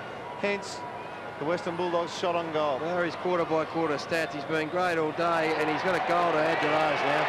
Terrific result. The Dogs barking down here with the Footscray supporters. I don't know what it's like up there with you, Gary. I am right amongst the Footscray supporters here, Western mate. Bulldogs, sorry. The Western Bulldogs are there woofing away here like nothing else. I'm tipping there's a very happy Ernie Sigley somewhere out there today. If he can still see the game. He gets excited, doesn't he, Ernie? Oh, doesn't he love the Doggies? And so he should. I've actually bought a Doggies membership, boys. I'm on the bandwagon. You have. You can start woofing anytime you like. Woof, woof, woof. Now, there's one important aspect to this is that the Bulldogs, who with a record of 5-3, had a percentage of less than 100, 98.3. They could actually boost their percentage against the premiers here today. And what about the other statistic, which is just reliving itself? Ellis just dropping back again. He hasn't even got an opponent now. North are dropping a man into their defensive zone. No, what he did, Corey comes to him after the ruck. Oh, right, OK. Thanks for that one, Ned. But also another... Miro bowled over after he got rid of the kick. No free on it. Nothing in it. North Melbourne, the Western Bulldogs once again down at quarter time, and they're going to come away with a win. Yeah, that's interesting, isn't it? Just such a fit side. Oh, Schwarz's hand pass, not taken by Pike. But he's just off the boil, Schwatter, isn't he? Let's have a look at Jose Stevens. Just a little bit of a tickle. Former teammate. Probably the only one for pinching his towel after training one night. Oh, clever. West took it off Johnson. To the top of the square. Grant. Minton Connell. Now 30 metres out. Now 40. Hudson and Grant. Longmire finishes up with it. Mick Martin. He's done all right since he's gone under Grant. Yep. Oh, he's taken it all the way, Michael. There you go. That's the kick that I was saying before. Mickey will run forward and he'll do the right thing by you, but he can't hurt you by foot when he goes forward. Well, Ellis, just another mark and another stat. Well, Chris Grant's on here. He's about 30 metres on Mickey Martin at the minute. Mickey's going to have to... He's too weary, shall I say, to get to Granny. That's exactly what we were saying, wasn't it, Gary? Yeah. Like, Mick will run forward, he won't hurt you, and if he has got the stamina, hasn't got the stamina to get back Granny, he's going to hurt you twice as bad at the other end, unmarked. Yes, yeah. If you're going to have a bounce, you've got to find a man down the ground. Grant too far out to score. Minton Connell with a run. Johnny Longmire's continued to take the front spot, so you've got to give him credit for that. He stands up, Johnny Longmire.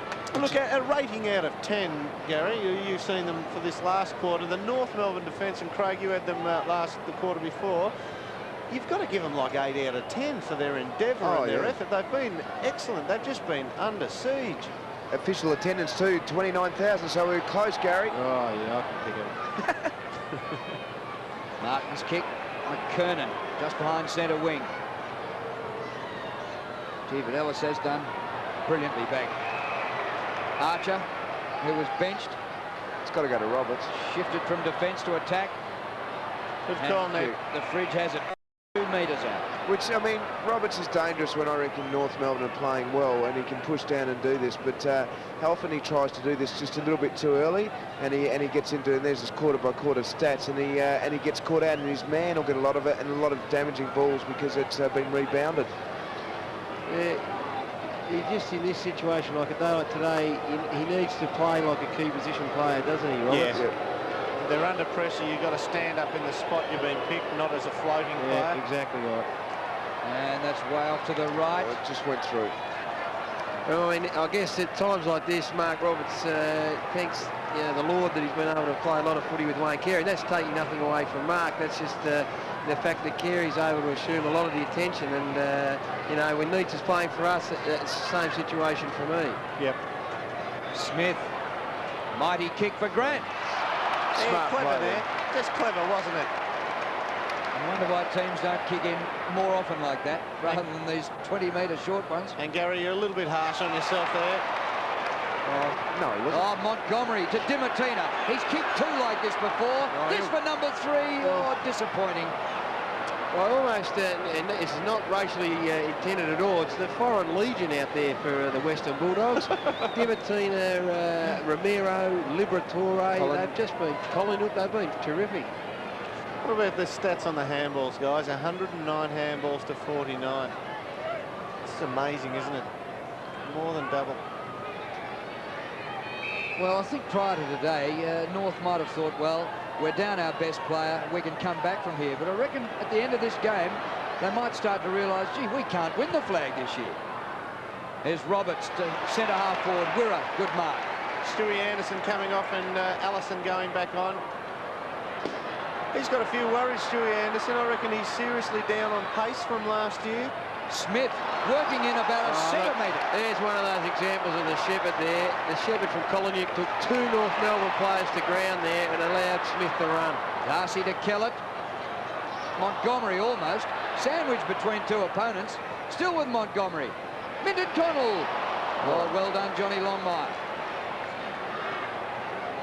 Allison, and he sees it over the boundary line. Yeah, Stewie Anderson just came off, guys, and I think he's a fantastic player, but Kersner coming back on now and free-balling off. But he just seems to be going up and down on the spot, Stewie Anderson. I was sure he was a lot quicker than what he's displayed today. Oh, that's unforgivable by North Melbourne in terms of ruck. Didn't have anybody to contest against Darcy. Mark West, a good hand pass. Johnson will kick this. Tried to. You've called it.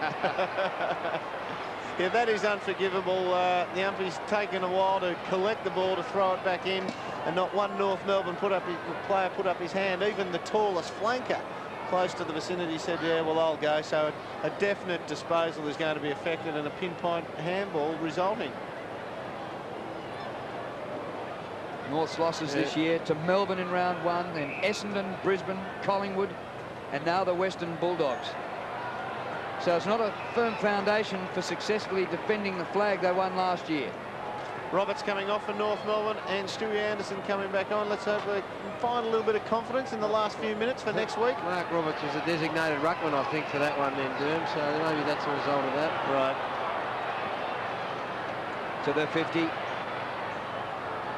Dent got back and made a collision of it, and Smith sees it over the boundary line. Well done, Smith. He just settled it, just let the ball roll over there. A little bit of a tap. Days like this where you just enjoy your footy, it's something that we would love to have at Melbourne at the minute of day like this. You just walk off the ground, these boys, and think, God, I wish training could start tonight, because you just want to keep playing. We see the Western Bulldogs, Paul Hudson having a well-earned break, and Steve Collingwood coming back on. He's had a great day, Hutto, with 4 goals. Well done, Danny Southern. Was good work by Danny. He held his jumper perhaps a tad, but that's good. And the word from Subiaco half-time on the other side of Australia is that the West Coast are 20 points ahead of Essendon. Oh, the fans will be getting their jackets out ready to wave at Sheedy. First time they've been able to go down the middle a little bit with their kick-ins. Wirra wide to Southern. North Melbourne have managed just 1 goal since half-time.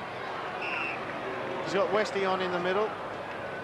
It's amazing when you control the footy how much quicker you look. Like even Liver looked like he was going to outrun someone then. No offence to Liver, who's been terrific today. Oh, you're calling it like it is, and it's a true call. Oh! Grand up on the mark. Didn't he get up? Darcy holding the ball. Oh, well, that wouldn't have been paid 1 or 2 quarters ago. It goes to say a bit about the game, though, when Liver's actually not tagging anyone, he's running loose as well. To centre-half forward North. Southern. McKernan got a boot to it. Smith for the Bulldogs. Scott West has played a great game. Short pass is not good. And from Scott West it goes to Robert Scott. I dare say that's Westy's first glaring error for the day. Unmarked is Rock. He's another one of the North midfield who's been, well, he's been missing a bit today, and he's such a good player. It's quite unusual. Over Mellington it goes. Archer. Clever little kick. Oh, very close. The goal umpire's gone down. Danny barreled the goal umpire. Good work, boy. And they're not happy. He's limping a bit, Danny, but he's got that thigh heavily strapped. He's limping quite a bit now. I reckon this hit the far goalpost, so that's how close it was. Great kick. If that was to go through and then hit the goalpost, that would be a goal, yeah? Yep. Actually, Sydney Swans once kicked one. It went through, a banana kick. We see Danny Southern up there in the contest. Yeah, and came back through and out the other side, and they paid it, and they'll be paying that one as well. Peter Bell. Well, all North can do really now is hopefully the Western Bulldogs will take their finger off the button, so to speak, and North Melbourne might be able to kick, what, 4 or 5, hopefully in about 8 minutes. That'd be a superb result for them at this point in time, and they might be able to start up next week the way they finish off. Otherwise, it's all a doom and gloom day for North Melbourne. It's important to finish, I mean, because a lot of sides finish the week before, however they're playing, tend to take that into the following week. It's a good point, Derby. Yeah. So you've got to dig in now, the Northerners. Well, if Terry Wallace ripped into them at half-time for conceding the last 2 goals of the first half, he wouldn't be happy if they conceded 2 or more at the end of the game. Dimartina centres. Well done, Horse. Longmire the mark. Anthony Stevens and Robert Scott in the open. Stevens to centre half forward to Scholl. Good jump by Dent. Well, it comes with Anderson. Anderson should goal from 50. Southern. Well, this is Oh, it's interesting. hit the post. Gee, that's, I mean, if we get this on replay, it actually bounced on the line, then spun sideways and hit the post. Well, if you get that on the replay, Ned, it's the same as the boundary line. If any portion of the ball is over the line, still on the line. Ooh. Oh, no, it didn't. Yeah, correct decision. Yep. It's still deemed in play. You see Stewie Anderson there, he got that kick away, but his first 2 or 3 paces were up and down on the spot before he got motoring. And he's off, replaced by Harvey. North free kick on the outer wing. Mark West, I reckon that kid's got a future. I've seen him play in the reserves, and just that handball is shot out by left hand, the last forward passage by the Western Bulldogs. I reckon he's got a bit of talent. Oh, Ellis dropped a mark there, and Scholl snaps for goal, and it's gone up and down the mine shaft, didn't make the distance. Archer to the goal square. Smith. Oops, he's kicked it out. Yeah. Ellis has just got to switch on again now. He's probably just a bit weary, and his concentration, the last bit that Corey's got away from him quite a bit, got a bit of the ball. Up until that, he'd had 8 marks, and he was leading the mark on the leading. No, I'll try and get it out later on. Bye-bye. Dimartina coming off for a well-earned break, and Wine coming back on. Would he be the leading mark taker on the ground there? Thank you, Gary. I'm just not going to talk anymore. But got to get it out. Talk to me. Help me. Ned, I just like watching you bottle yourself up. In fact, it was a ploy of mine playing against you. I used to let you get the ball sometimes to watch you make the error and give me the free kick. North in attack. Roberts clean possession. McKernan. Unkind bounce. Ellis clever. They'll be turning the lights on here shortly. Don't they turn the heaters on? There's not much heat going on inside Ned's head at the moment. Oh, he's up. I go home and start crying. No friction anyway. Nothing's moving. Rock, the hand pass behind Freeborn. Harvey bangs it along to the goal square. McKernan's there. And Danny Southern's got better as the day's worn on. I think he's missed a hell of a lot of footy over the last 18 months, and he'll be much better for the run. He still looks a bit proppy though on that left leg, or his right leg actually. It's very, very heavily bandaged. He's got one of those thermoskins on. Yep, notice Crofty on the bench there. He is just imperative for the success of this Bulldogs team. If they bring it out this side, they'll get the overlap on. They'll get the overlap on if they can get Danny Southern to get this. Good. Yeah, Croft, they've given him the break on the bench because he's one of those almost snap-in-half type players because he's crook hamstrings and back. Wow. What about that decision? Bell grabbed that. I think you'll see on the replay, just the angle. It looks like from here where I was watching. Who's taken this mark? Oh, no, Bell had that. You reckon? Yeah. I think maybe on the replay. But it's interesting, there's an article in one of the papers this morning about Croft. He's got to sway back and his hamstrings have been a major problem for him. Yeah, so whenever they can afford it, they give him a rest on the bench. That's a fair kick from there, Peter Bell. For a little fella that doesn't kick it far, he does make the most of his opportunities. He posts through another one. A little bit of a wry smile there with Brad Wirra as he walked past after kicking the goal. I think I think he thought it was a line ball decision, perhaps a bit lucky to get it. There's no doubt that the umpires get sucked into this. They're so proud in their decision making that, oh, pay the man in front, but never brought it down. Wirra's done the wrong thing by actually securing the mark for him. Because the ball's held in suspension in mid-air by Wirra securing the mark eventually, they still think that the front man should be paid the mark. So, unusual. But they've kept coming north to their credit, and that's that's a positive to get out of this quarter. That's what we hope they might do, to take something out of the game. Oh, Schwass again. Yes, they've kicked 3 goals to 1 in the last quarter, 2 of them to Peter Bell. How many's Bell got for those? He's got 2 goals now for the day, I think? Yep, 2 both in the last term. He's been a good find for them, actually, hasn't he? Fancy coming over and playing every game and in a premiership in his first year with the club. Coming from the Dockers, first this season in. Kicked by King into the gloom. Southern stand wing, punched by Archer.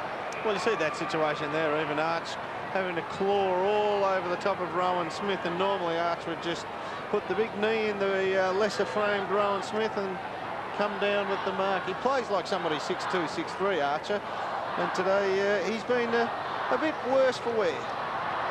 Good roving here by Freeborn. He stole it. And Bad the kick. pass disappointing.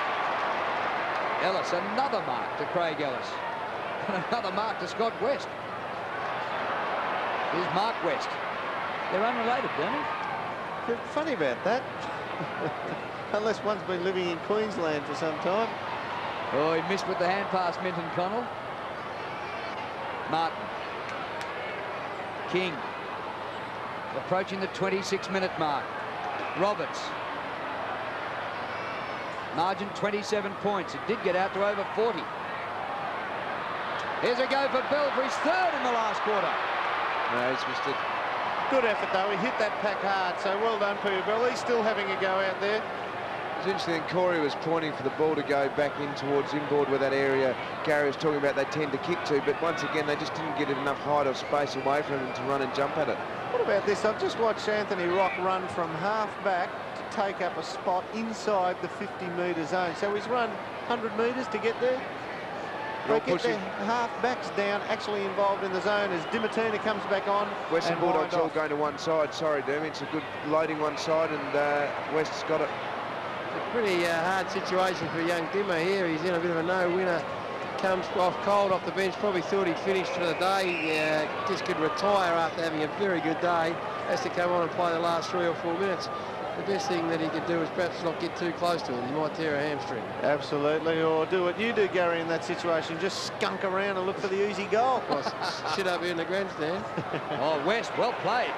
And good vision to Romero. Poor old kick wobbles to Grant. And Mick Martin. Hasn't he had a go all day, Mick? His skills have let him down by foot going forward on occasions, but he's just had a non-stop go. An RHG. A red hot go. Did you see that then? Is that they're coming forward and they normally go inside and they just had no one there. Yeah. Well, it's all broken down for them today under pressure. And Ellis fixing up McKernan again. Collinew. Romero. Wide for Liberatore. The Bowen Legion. The kick by Libba is hung. Get it on Libba. Get the camera on him. There he is. Doesn't he love it, the little fella? He's kicked 3 today. Oh, he's been superb too. You know, I thought he was on the outer at the Western Bulldogs at the start of this year. They were playing him off the bench, but he did such a good job that Terry Wallace almost reinvented him for this season. He's given him the tagging job, which brought him back into the play. And I think it actually tagging the likes of Paul Kelly has got him so fit. He's the equal of what he was in terms of fitness of about 2 or 3 years ago. He's almost reinvented himself this year. A terrific play by, well, the 3 of them. Sound like a page out of the community phone book out there. And good luck to them. Don't they love playing that bandwagon to the Western Bulldogs? And this man is just a superb player. He's a big part in the Western Bulldogs revival. And there it is. What a victory for the Western Bulldogs. They've downed the Premiers by 52 points.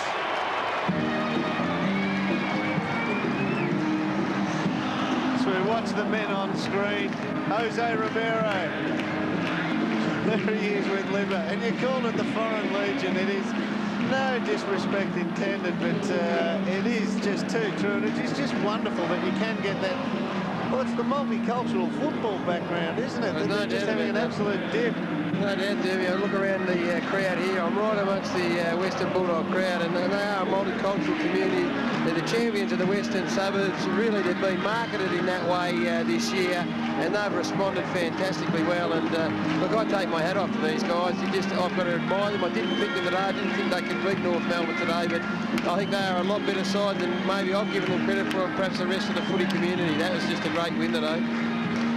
Let's cross down to Andrew Marr, who has Paul Dimatina. Fantastic performance, mate. Great start. Sensational win by the boys. They just hard at it all day. You sort of punch going to the air and made everyone come out firing. It's sensational. A few of your match committee and administration said that the whole club was treating it like a bit of a grand final. Is that the way the players saw it as well? Of course, yeah, huge day. And everyone just pumped themselves right up and come out full of fire, and they didn't go with us. Can you believe how your whole career has turned around this year? You've gone from a bloke who was really struggling to becoming a guy now who is vitally important to the success of this side.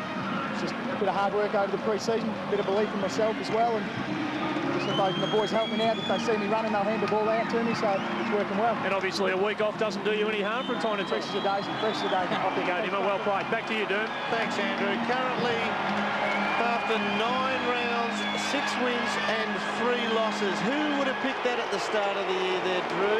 6 and 3. Well, a new president, a new name, a new board. A full season with the coach, full pre-season. That's right, because they changed to Terry Wallace halfway through last year. And what a change has been made at the Whitten Oval over summer. There he is, Plough, Wallace, Terry Wallace walking in there. And there's Mr. Smorgan, president, welcoming on the way into the room. So we're going to take a break now. We're on a day where the Western Bulldogs, well, they really walloped North Melbourne by 32 points in the final wash-up. 16-7, 103 to North Melbourne, 10-11, 71.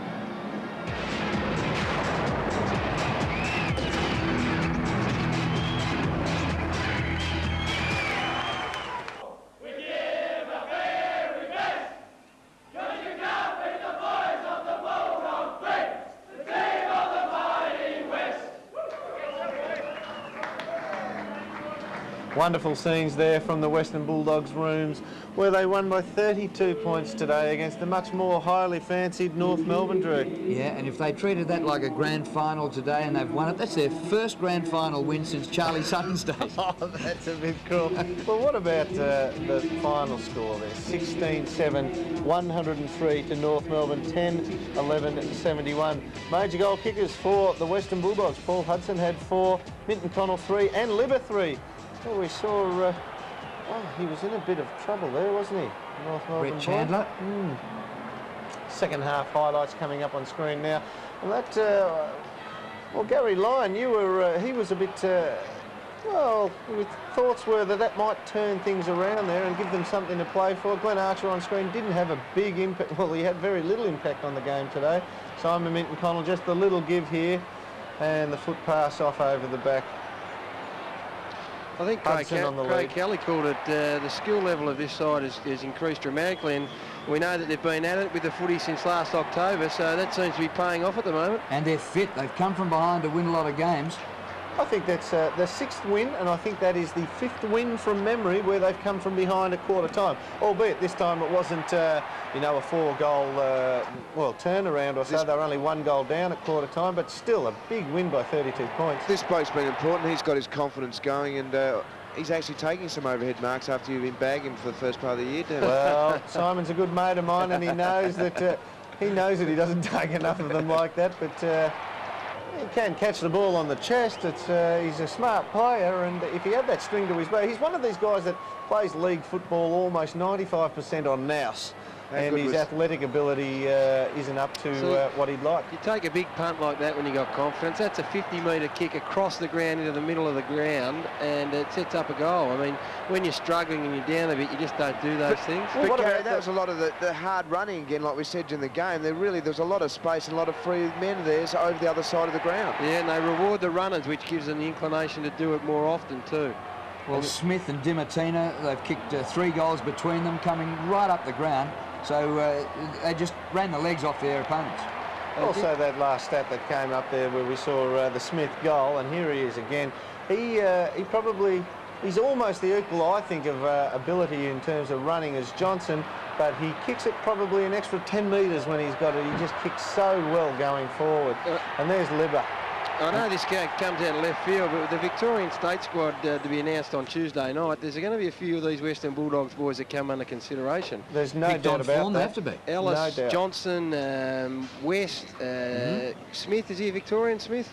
Yes, he is. I think he's from down the Bairnsdale way region. I mean, even Libba on form has to come under the microscope. No doubt about that. That bit of footage we saw before of the Rowan Johnson goal from the set shot, where Johnson ran for the ball, and you said that much confidence to kick the ball 50 metres in terms of a foot pass directly across the ground, Gary.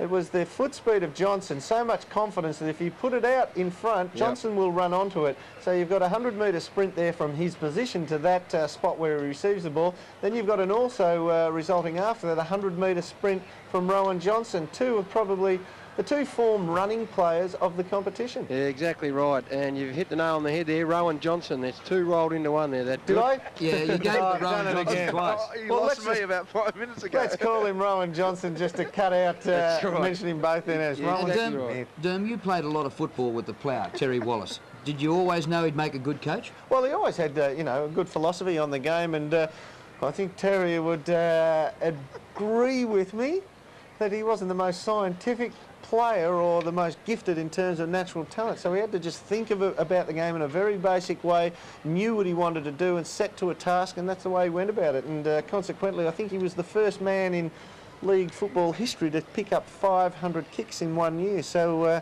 he just used to knock up getting the ball. He certainly knows where to put his midfield to get the ball. Was that the year he didn't get a vote in the Brown, though? We were at the table alongside. It could have been. And we went right through the 22 rounds, and he said, I was best on ground this day, best on ground. They gave the 3 2s and 1s, and he once again missed out, and he went through a whole season without getting a vote. He said, I can't believe it. You've got to take your hat off to those types of bloke. Ned, you and I were both that type of player. Oh, yeah, I'm still laughing, Rowan.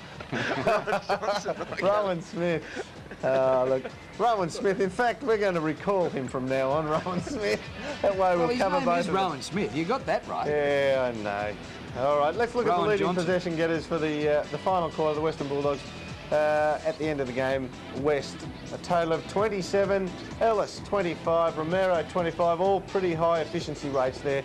We're at 23, and we go over to the most efficient, Southern there, 85%, Ellis 84%, and that's probably because he had so much time at centre half back, found space for himself when he got the ball and was able to hit his teammates on the chest. 10 marks on Corey McKinnon's on that effort. That's phenomenal. And it's they are high efficiency rates down the board there. I mean, when you compare them to these ones here with North Melbourne, they did use the ball very well today. We saw little Johnson there. Is his name Rowan Johnson? Oh, you can call him that if you like. Let's go on to North Melbourne's. Bell, 24 possessions, and really did finish off pretty well. One of the few blokes who did have a go all the way through. Roberts, 19 possessions. Rock, 14. He was a bit quiet today, Rocky. Very unassuming in those 14 possessions. 57% efficiency with those. King, who had a go all day. McKernan, who took 9 grabs. And we look at the efficiency there. King, who did have a go, as we said, 86%. Roberts, 19. Blakey, 12. Rock, 14 for 57%. But sadly down, the first 2 of them are probably acceptable in terms of high possession getters as to efficiency. The rest of them fall away pretty dramatically. And Ellis had twice as many possessions as McKernan. Well, that's an amazing situation there. McKernan obviously floats into the centre, and as Ned called out on one situation, that the ball quickly went out of the centre square straight to Ellis, the man who was awaiting Corey McKernan's arrival. Let's look at the statistics to match up against each other for the day today. Western Bulldogs, they had 316 disposals, 200 by foot, 116 by hand. Look at North Melbourne. 208, more than 100 less. Almost doubled them in the kicks department and had 50 more than them, 60 more than them in the handballs. That's an amazing situation. Look at the Shepherds there. Yes, I think that's the one that we mentioned during the game. It really does indicate to me that they're looking after each other terrifically well, the Western Bulldogs. 27 Shepherds to 8. And Chris Grant, I reckon, set the tone of that very early on in the piece. Well, you called a beautiful Shepherd on the southern stand wing where number 5, Smith, Rowan Smith, he ran a centimetre inside the boundary line, assisted by a couple of great Shepherds. Yeah, one Western Bulldog player took down 2 North Melbourne players in the Shepherds, so that probably summed the day up. I better go home and do my, like the maths tables, I'll just have to go Rowan Smith, Rowan Smith, Rowan Smith. Do you prefer it if a bloke's name is Collinute instead of Smith? You don't have to worry about Christian names. Let's look at the goal analysis there. The Western Bulldogs, they reined in one of their goals from inside 25 metres. Interesting that. I thought they probably got a bit closer on more occasions than that. 8 of their goals were scored between 26 and 45 and 7 long goals from 46 metres and out.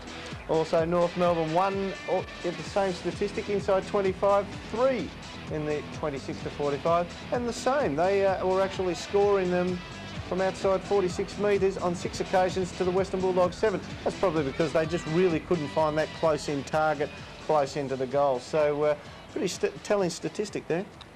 Do you think that this adds more weight to the fact that North are a one-man team and without Carey, they're not half the team they were last year? I don't know about one man, but certainly what Wayne Carey adds to the team certainly brings in other players around him. It certainly creates more opportunities for them. So not single-handedly, but he certainly is the catalyst for other players playing well. And the other games going on around Melbourne today, let's have a look at the highlights of the St Kilda versus Richmond clash. Second half highlights coming up. The job on Aussie Jones at the moment. Naish has kicked 2 goals, loves to get back into the goal-scoring area. A little bit too far out the score, but it bounces and it bounces and it hit the post, or did it? It might have rolled over without hitting it. It has. From the second mark. Aussie Jones on the burst, open goal for Saints. Good reply. They've won it at midfield, importantly. Holland tries to paddle it forward. Now, that's not a bad sort of a snap. That's a goal from Harvey. David Burke over the top. Good jump. Nichols on his right boot. Screws around. The Tigers love it. So does Trent Nichols. Umpire says you can go back and take your kicks up, which he does. Low again. 45 metres out. Slight angle. It's there. Goal umpire hasn't moved. Point the difference. Bit of pace from Jones. Good shepherd work. Good communication. Now to Lappin. Back to Jones. Great work from the Saints. Jones can bounce once. He's got Ziller up forward. It's Heatley. From about 50 metres on a pretty tight angle. Oh! Great kick from Jason Heatley. Thank you, Jason. Takes the grab. Centering kick. Down to Stewie. Low territory, but it's not low. It's Heatley. But Heatley directly in front. He'll get the distance, and he's got the accuracy. Great start for the Saints in the final quarter. May prove costly. Let's wait and see. Paddled away from him. In a goal, Brown, and he's kicked it. Had Harvey's measure in the first half. Burke back on the ground. Now's a chance for Burke. Beautifully caught by Hutchton. Over to get his kick. A goal for the Tigers. They're back in it. Who's certainly lifted his game after half-time. Robert Harvey spears the pass in a little bit too low down there for his teammate in Heatley, who has been particularly good. Joel Smith, inside 50, goes at goal. Long, is it there? It's a goal! What does the field umpire And St Kilda running out comfortable winners. St Kilda running out comfortable winners there by 47 points. Look at that scoreline there. The last quarter, 9 goals to 2. 22-9, 141 to Richmond, 14-10-94. We're here at the MCG with our wrap-up of the big game here between the Western Bulldogs and North Melbourne. And Andrew Marr has the victorious Western Bulldogs coach, Terry Wallace. Thank you very much, Dermot. What do you say to him after a performance like that? What do you, when they first come off the ground? Oh, look, I just thought it was a fairly disciplined 4-quarter performance today, Andrew. It probably wasn't the most spectacular we've played for the season, but, just did the job each and every quarter, and, it's a pretty good win when you win like that. That must be particularly pleasing when you don't think you played your best footy for the year and yet you've comfortably defeated the reigning Premier. Oh, look, we sort of stated before the the game that it was our greatest opportunity to have a crack at North Melbourne, just for the fact that they've still got 3 or 4 sort of missing from their grand final side. And, that's just about as full of strength as what we can get. And you've just got to make sure of your chances. And for all the Optus Vision viewers, we want to be on your screens every week. Every time you seem to get us, we have a win. Well, we've been blessed by you guys. We're really happy because not only, I mean, one of your pledges at the start of the year was that you wanted to play a more attractive and exciting brand of footy, and you're certainly delivering the goods. I suppose last year we were only kicking our 10s and 11s in most games, and when we've had the forward structure, with the exception of last week, when we've had our full forward structure in place, we've been managing sort of 16s, 17s and 18s pretty regularly at the moment. And I think if you can kick 16 plus goals in any game, you're going to be competitive in most games of footy. Now, Terry Dermott-Burton here, well done again, and I just have to take my hat off to you in unearthing virtually Di Martina. Hasn't he been a surprise for you this year? And obviously he said he's enjoyed working under you pre-season and working very hard.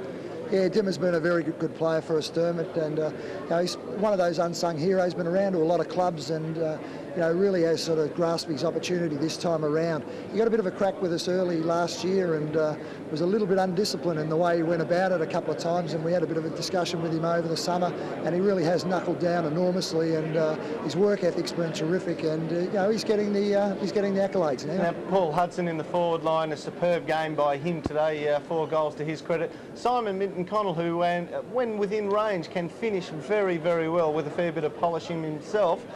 Do you think that's radiated through the team? Because Gary Lyon made the comment that the skill level of the Western Bulldogs has really lifted another notch. Yeah, look, I mean, obviously if you've got guys who can finish off for you, it helps a heck of a lot. But, I give a lot of that credit to Brian Royal. The amount of work that Choco did with these guys, prior to Christmas was enormous. Most of our guys were doing 10 to 12 skill sessions a week, and they're out on the track at 6 a.m.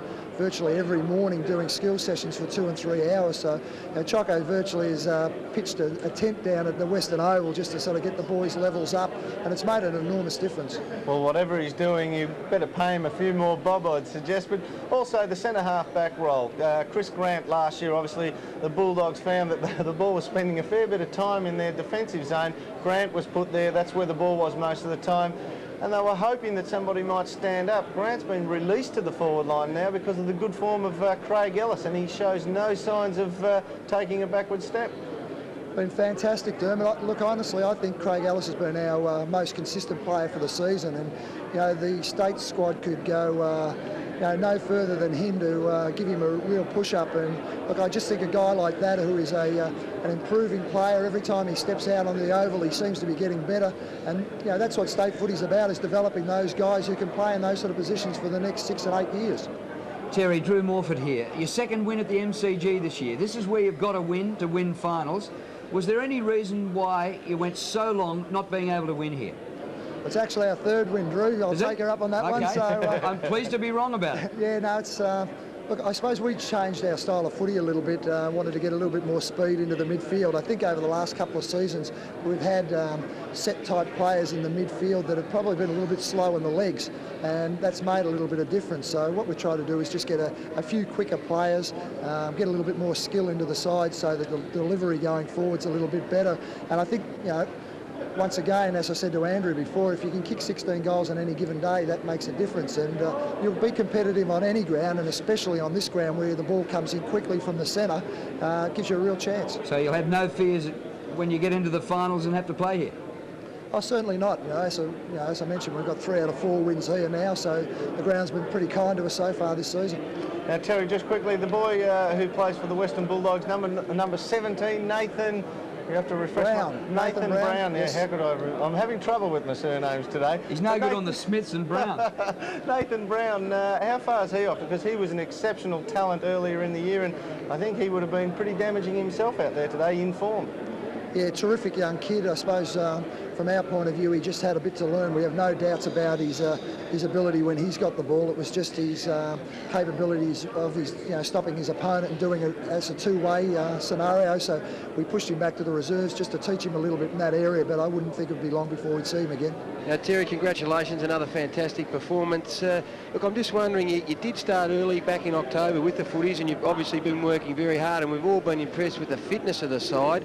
Is there any worry that perhaps, come the middle of the year, the guys might be a little bit tired? I think Gary really, you know, once you get a bit of momentum up, that's inclined to take away the tiredness perhaps of the legs. And I mean, obviously from a training point of view, that's something that you know, that we've just got to be very careful with, and you know, make sure that we ease off the pedal. What we wanted to do was, you know, get them fit and well, get the momentum going, and then you know, have the games take them through on the fitness barrier. And now I'm also interested in your comments about possible state selection for Craig Ellis. It was something that we brought up through the call. Well, I think he wouldn't be on his own there. I think there could be half a dozen or more that get named in the squad on Tuesday. Would that be a worry? Are you a sort of coach that would try and protect your players from the state footy, or like John Northey was in my day, would you be encouraging their exposure at that level? Well, we actually, over the last couple of weeks, have dragged in the guys who we believe, you know, should be up for state selection, and have spoken to them and really set their sights on that. And we did that again today. You know, grabbed half a dozen boys and just sort of said, look, you know, this is an opportunity on the #1 ground against last year's premiers to really put your hand up. We got some guys that are desperate to play, and I think it's great for them. Terry Craig Kelly here, mate. Well done. I also must congratulate Andy Maher in there to do all these little exclusive stories. You've been very lenient towards helping us in Sports AFL, and take your hat off to more coaches who be doing it. It's great. But just on Shepherds, mate, we said in the at the start of the game, and right at the start, Chris Grant really threw himself at the contest. Was that something you brought up at the start of the game to get in there, get behind and help your teammates? Yeah, we did actually. This year, when we've had 100 team efforts in the season, we've only done that twice for the year, and that was against Hawthorn on the West Coast. So we sort of set our aims on those 100 team efforts again, because you know, the games when we get up there, we don't normally lose. At three-quarter time, we were right on schedule for 100 again. I'm not sure I haven't had an opportunity to have a look at the stats then. What's a team effort, mate? It's basically tackles, shepherds, smothers, and just those general sort of, you know, the 1%ers, the hard work, you know, the work ethic sort of stuff. And when we're up there, we're usually playing pretty good footy. Just quickly, Terry, before we let you go, in that team effort scenario, you said the 100 was the target. Have you got a figure whereby if you reach that, you don't lose? Yeah, it's basically the 100 for us, Dermot. You know, we think when we're 90 and below, we get ourselves into trouble. And the Adelaide game this year, we're actually down around 75. But when we're up around the 95s, heading towards the 100s, we usually win. We've got to wrap it up there, Dermot. The gentlemen of the press are getting a little bit anxious. Thanks, Terry. Congratulations, performance. Good on you. Back to you, Dermot. Thanks, Andrew, and thank you to Terry Wallace there. He is cooperative with us. He has been absolutely fantastic. We've done interviews with him live at half-time, and well, there was the famous night over in Perth when they beat the West Coast Eagles, and he actually got on the microphone in the last 30 seconds of the game. It's unbelievable. Yeah, and it also makes it very much a more, well, feasible proposition to speak to the coach when they win. Yeah, and they've been doing a lot of that this year. Absolutely. Let's have a look at one of the other games going on. This one in Subiaco over in West Australia, where the West Coast Eagles are taking on Essendon. Highlights from the first half. It's half court, helped on its way by Barnard inside the 50. Alessio, still Alessio, across to Hurd. Hurd off a step. That's a magnificent effort. I think it's a goal. Oh, what a great kick. The super of the ground, because he saw Mark Fraser, who can run, and drives it to half court. Should be a mark. He's got terrific hands, Matthew Lloyd. Onto the left, brings it down to Alessio. Yes, he's got it this time. Beautiful kick by Lloyd. And it allows them the luxury of having Alessio up in one of those key forward positions. So Stephen Alessio from directly in front has put it through the middle for a goal. Oh, good play by Fletcher to thump it away, but Simmons was waiting for it. He read that beautifully, bends it back. Oh, was that a push in the back? Philip Matera, Ungula, Matera kicks, and he has goal. I thought there was a push out. Bending it around now. What's Morrison doing way out on his own? Danaher's after him. Well played by Chad Morrison. He's doing well. Here's Jakovic. Oh, he's getting some confidence. He might kick a goal here, Jakovic. Oh, great play. That's a top goal. Brumfield on the phone. Rickich has been very good, lays the ball into the path of Cousins. Cousins from 25 out has kicked the goal, his second. Benny Cousins there, threading one through. Half-time score from Subiaco. The West Coast Eagles 7-9, 51 to Essendon 5-1, 31. Well, that's 16 scoring shots to 6 scoring shots, but they're still in it, the Bombers.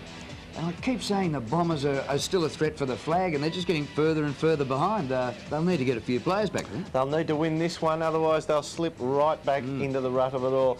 And also, we mentioned a couple of minutes ago that St Kilda were 47-point winners today. Stan Alves is on Footy Feedback tomorrow night, so be interesting to talk to him about, give him a bit of a grilling. Gary, you'll be able to speak to him along with Tim Lane, myself and Rowan Connolly. I look forward to that, Dermot. That's one of the highlights of my week. It just gets me off to a good start. Oh, thank you.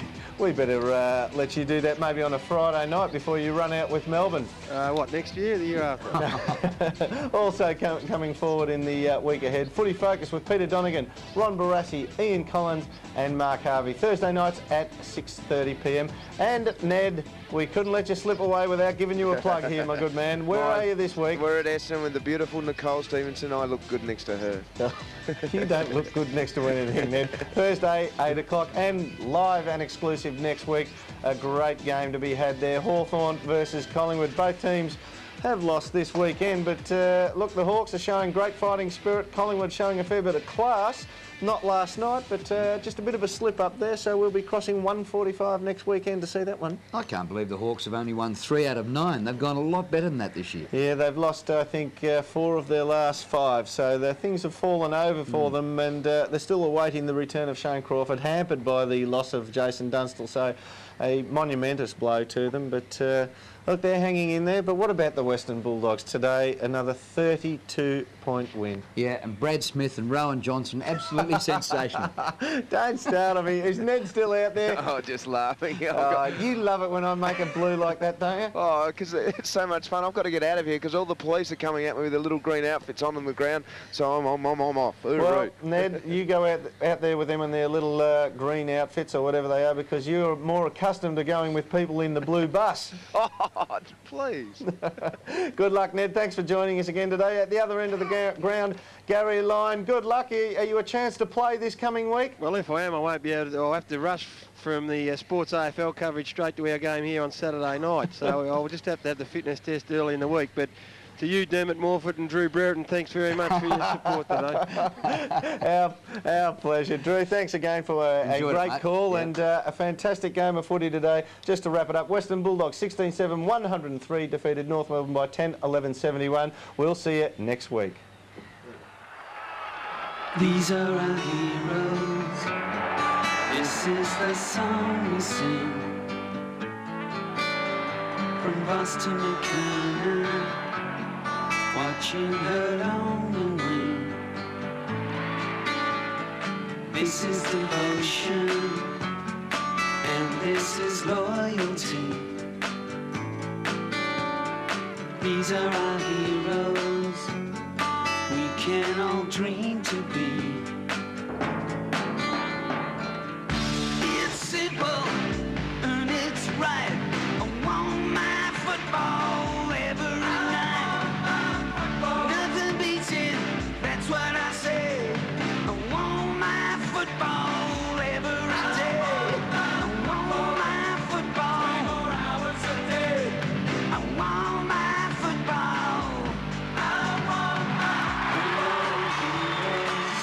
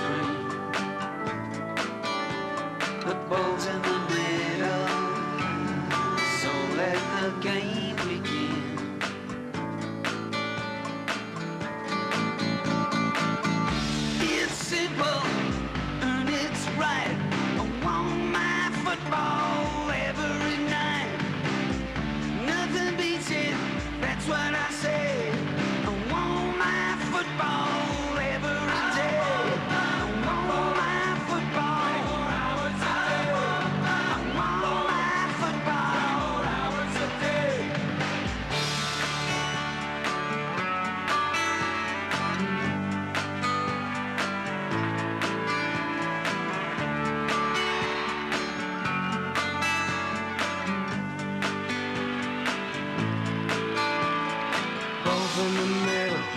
The siren is sounding, hearts in our mouths now, just you and